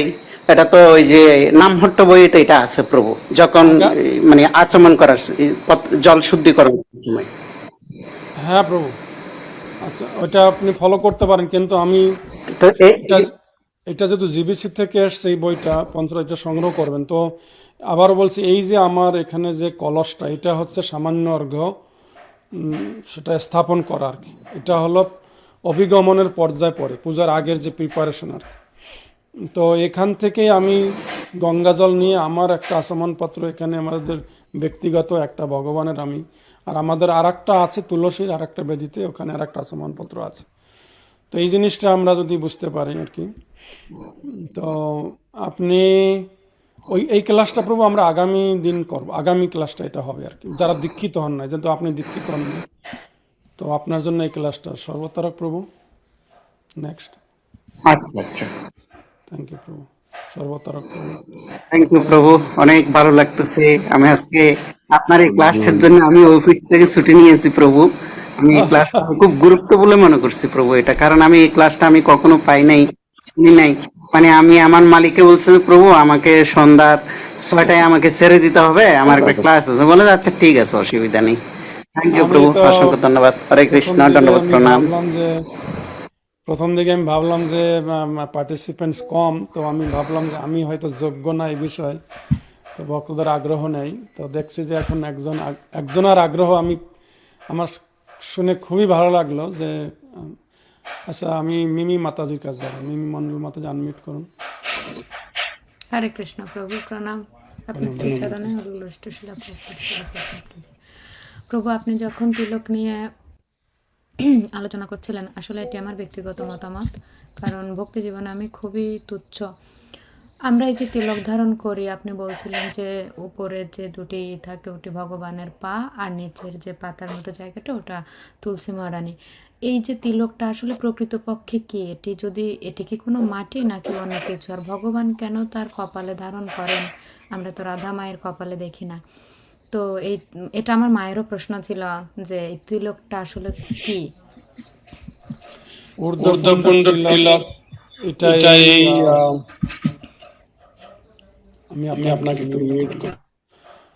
এটা মাতাজি এই বইটায় তিলকের জায়গাটা আছে। এখন আমি সঠিকভাবে বলতে পারবো না আর কি, মানে আপনার প্রশ্নের যে উত্তরটা আর কি, যেটা রাধারানীর কপালে নাই কেন।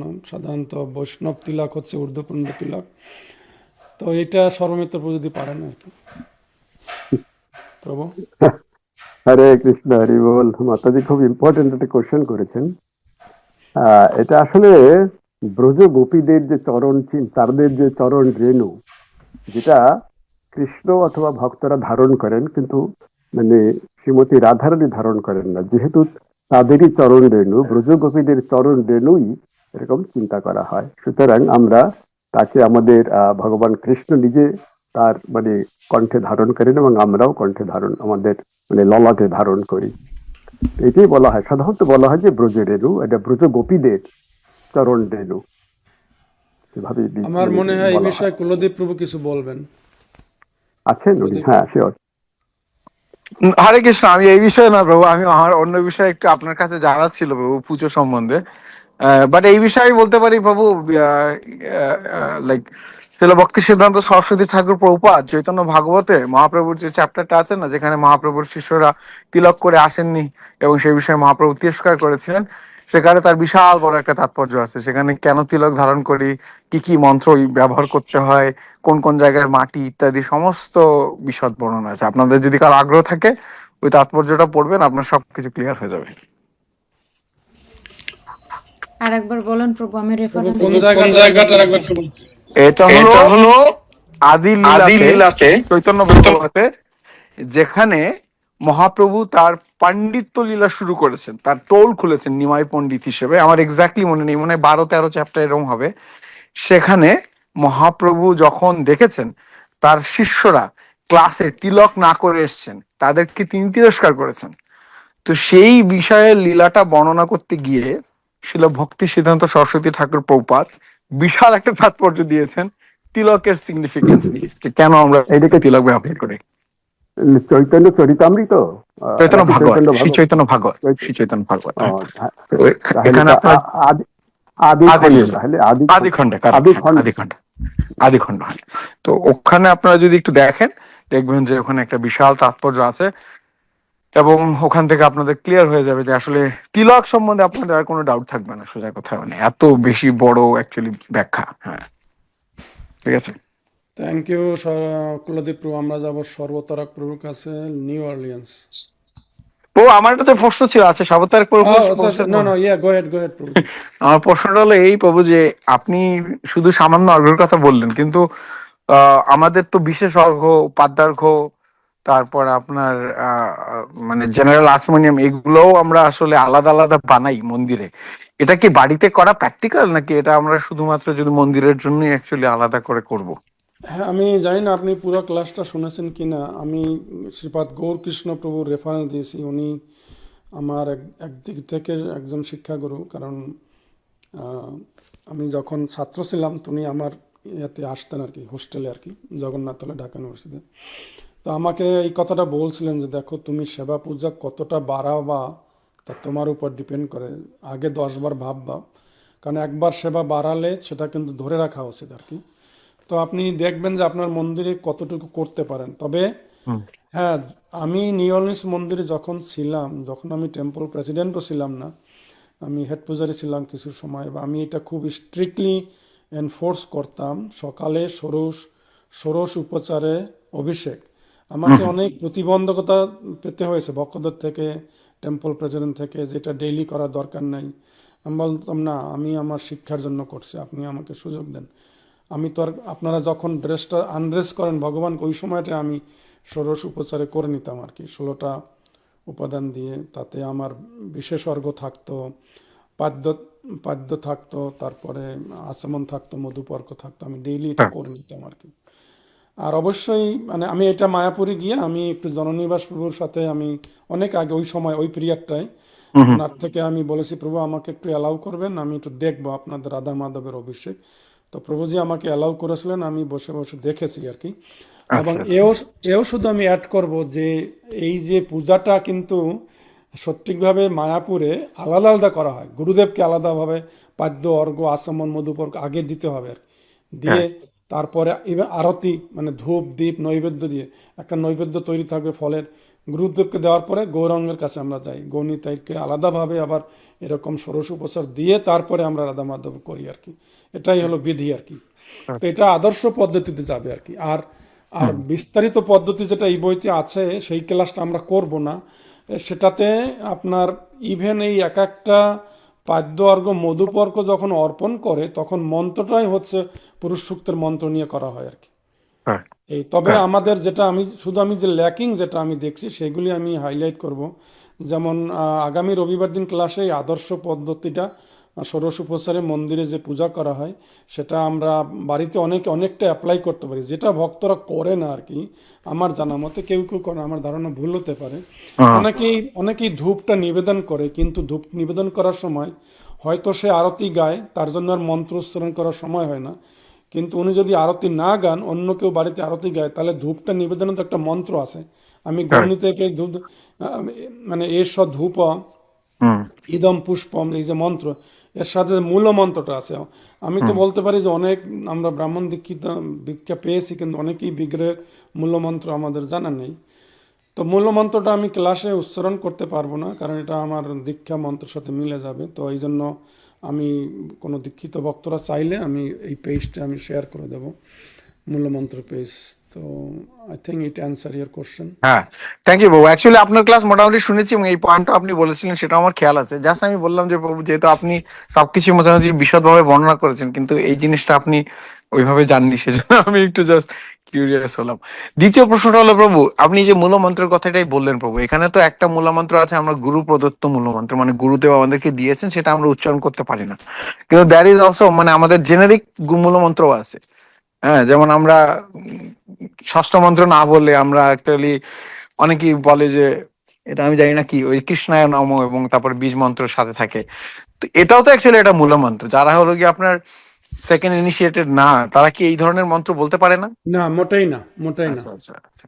তো এখানে এই জন্য এই ক্লাসে একটা পর্যায়ে ছিল, I don't know if you listen, অধিকারের প্রশ্নটা ছিল আর কি, কার অধিকার আছে দীক্ষিত ভক্ত গুরুদেবের, আবার দীক্ষিত হলে হবে না, যিনি গুরুদেবের আদেশ পালন করছেন আর কি। হ্যাঁ, আমরা দীক্ষিত হয়েছে গুরুদেবের আদেশ পালন করছি না, তাহলে তো হবে না আর কি। আর দীক্ষিত ভক্তরই এখানে অধিকার আর কি। তো যারা দীক্ষিত হন নাই, বাস্তবতা দেখে জিবিসি থেকে এই বইটা করা হয়েছে, একটা চ্যাপ্টার, যেটা তৃতীয় চ্যাপ্টার সম্ভবত, যেটা সহজ পদ্ধতিটা করা হয়েছে বাস্তবতার ভিত্তিতে, যেটা কিন্তু সনাতন গোস্বামী হরিভক্তি বিলাসে করেননি।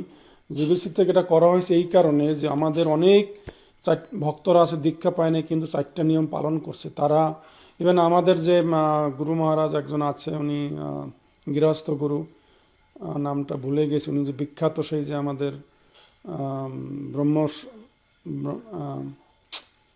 ব্রহ্মসংগীতার মন্ত্র যেটি সুন্দর কীর্তন করেন সুরে, মহাত্মা প্রভু। হ্যাঁ, ওনার যে একটা ছোট বই আছে টেম্পল গাইড বুক, উনি একদম এই সিম্পল প্রসেসগুলো দিয়েছেন আমাদের নতুন ভক্তদের জন্য। কিভাবে একটা বাড়িতে আপনি টেবিল রাখবেন, টেবিলের চিত্রপটগুলো কিভাবে সাজাবেন, তো এই দিক বিবেচনা করেই আমাদের এই সহজ পদ্ধতিটা দেওয়া হয়েছে। তো আগামী ক্লাসে, সেটা শনিবার রাত্রে আমেরিকাতে, রবিবার দিন সকালে বাংলাদেশে, আমরা ওই সহজ পদ্ধতি নিয়ে একটু আলোকপাত করব। রবিবার দিন সন্ধ্যাবেলার ক্লাস বাংলাদেশ, ইন্ডিয়াতে, আমেরিকাতে সকালবেলার ক্লাসে আমরা দীক্ষিত ভক্তদের জন্য আমরা আদর্শ পদ্ধতিটা একটু আলোচনা করব। ঠিক আছে বাবু, থ্যাংক ইউ বাবু। আর আমি অনেক পার্সোনালি উপকৃত হয়েছি বাবু, বিশেষ করে আপনি অনেক কিছু বলেছেন যেটা আপনি নিজের জীবনে বা বাড়িতে পালন করেন, সেটা আমাদেরকে অনুপ্রেরণা দিয়েছে বাবু। হ্যাঁ, হরে কৃষ্ণ। এটা তো আমার ধৃষ্টতা। আপনার বাড়ি তো একটা মন্দিরই, অ্যাকচুয়ালি ধামই, কারণ সবাই এত মহান বৈষ্ণবরা এসেছেন এবং এত চমৎকার বিগ্রহ আপনার সেখানে বিরাজিত আছেন। তো আমরা যখন মন্দির থেকে বেরিয়ে আসছি, তো আমাদের ভদ্রভারতী বিগ্রহ দর্শনে খুব আগ্রহ, সেলাই করে। এটা তার জন্য আমার উপহার ছিল আর কি। সর্বতারক প্রভু। Next, last question I think. Hare Krishna, দণ্ডবত প্রণাম সবার চরণে। খুব সুন্দর ক্লাস, আসলে খুবই ইম্পর্টেন্ট। যারা আমরা বিগ্রহ সেবা করি মন্দিরে বা ঘরে, তারপর যারা আগ্রহী করতে চাই, আমরা অনেক কিছুই জানি না, অনেক কিছুই আমাদের নলেজে নাই। এই ধরনের ক্লাস আমাদের খুবই দরকার। তো খুব সুন্দর সুন্দর পয়েন্ট আলোচনা হয়েছে। তো আমার কোশ্চেন হলো যে আমরা যখন বেড়াতে যাই অথবা ঘর থেকে কোথাও ট্যুরে যাই, তখন আমাদের ঘরে যে গৌরনীতাই থাকে, তারপরে জগন্নাথ থাকে, সেই বিগ্রহর সেবা কতদিন অ্যাবসেন্ট থাকতে পারে, কতদিন আমরা সেবা না করে থাকতে পারি, অথবা বিগ্রহ তখন কিভাবে আমরা সেটা ম্যানেজ করব? এটার জন্য এখানে একটা চ্যাপ্টার লেখা হয়েছে, তো সেটা খুবই গুরুত্বপূর্ণ চ্যাপ্টার। সময়ের কারণে আমি আর এখানে, এটা লাস্ট ক্লাসে আমি হয়তো টাচ করতে পারবো। সেটা হচ্ছে যে তোমাকে সেইটার ব্যবস্থাটা করতেই হবে আর কি। ট্রাভেলিং পর্যায়ে আমরা যেটা করি, আমরা আমাদের গোপালকে আমরা কোনো দীক্ষিত ভক্তর বাড়িতে রেখে যাই। আমাদের এখানে মাঝে মধ্যে অনেক সময় আমাদের বাড়িতে 3 সেট ঠাকুর চলে আসে, আর ভ্যাকেশন পিরিয়ডে, সামারে অন্য 2টা ফ্যামিলি তারা চলে গেল, তাদের ঠাকুর আমাদের এই মন্দিরে রেখে গেল আর কি। তো এটা একটা সাজেশন আছে সেখানে, কোনো ব্রাহ্মণ দীক্ষিত ভক্তের বাড়িতে রেখে যাওয়া। আর একটা হলো যে গোপাল থাকলে গোপালের তো সেবাটা আরও, কারণ উনি বেবি, শিশু না, শিশুকে তো আমাদেরকে খাবার দিতে হবে, স্নান করতে হবে, সেটা অবশ্যই কোনো দীক্ষিত ভক্তর বাড়িতে রেখে দিতে হবে আর কি। আর গৌনিতাই এবং রাধাকৃষ্ণ যদি প্রতিষ্ঠিত না হয়, তাহলে তাদের চিত্রপট সাথে নিয়ে যাওয়া যায় ট্রাভেলিং পিরিয়ডে, এটা করা যায়। কিন্তু গোপাল থাকলে তাকে অবশ্যই, অন্য বিগ্রহ কোনো ভক্তের বাড়িতে রেখে যাওয়া যায়, কিন্তু গোপাল থাকলে অবশ্যই রেখে যেতে হবে আর কি। এইটি সাজেশন।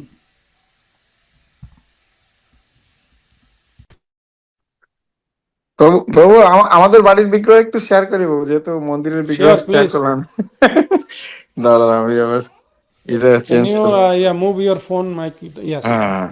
এরা হলো জগন্নাথ বলদেব সুভদ্রা মহারানী, এনারা এসছেন বৃন্দাবন ধাম থেকে। আর এরা হলো রাধা মাধব, আমার বাবা মায়ের অ্যাকচুয়ালি সেবিত বিগ্রহ। ওনারা আমাদের বাড়িতেই আছেন এখন। ওনারা এসছেন শ্রী মায়াপুর ধাম।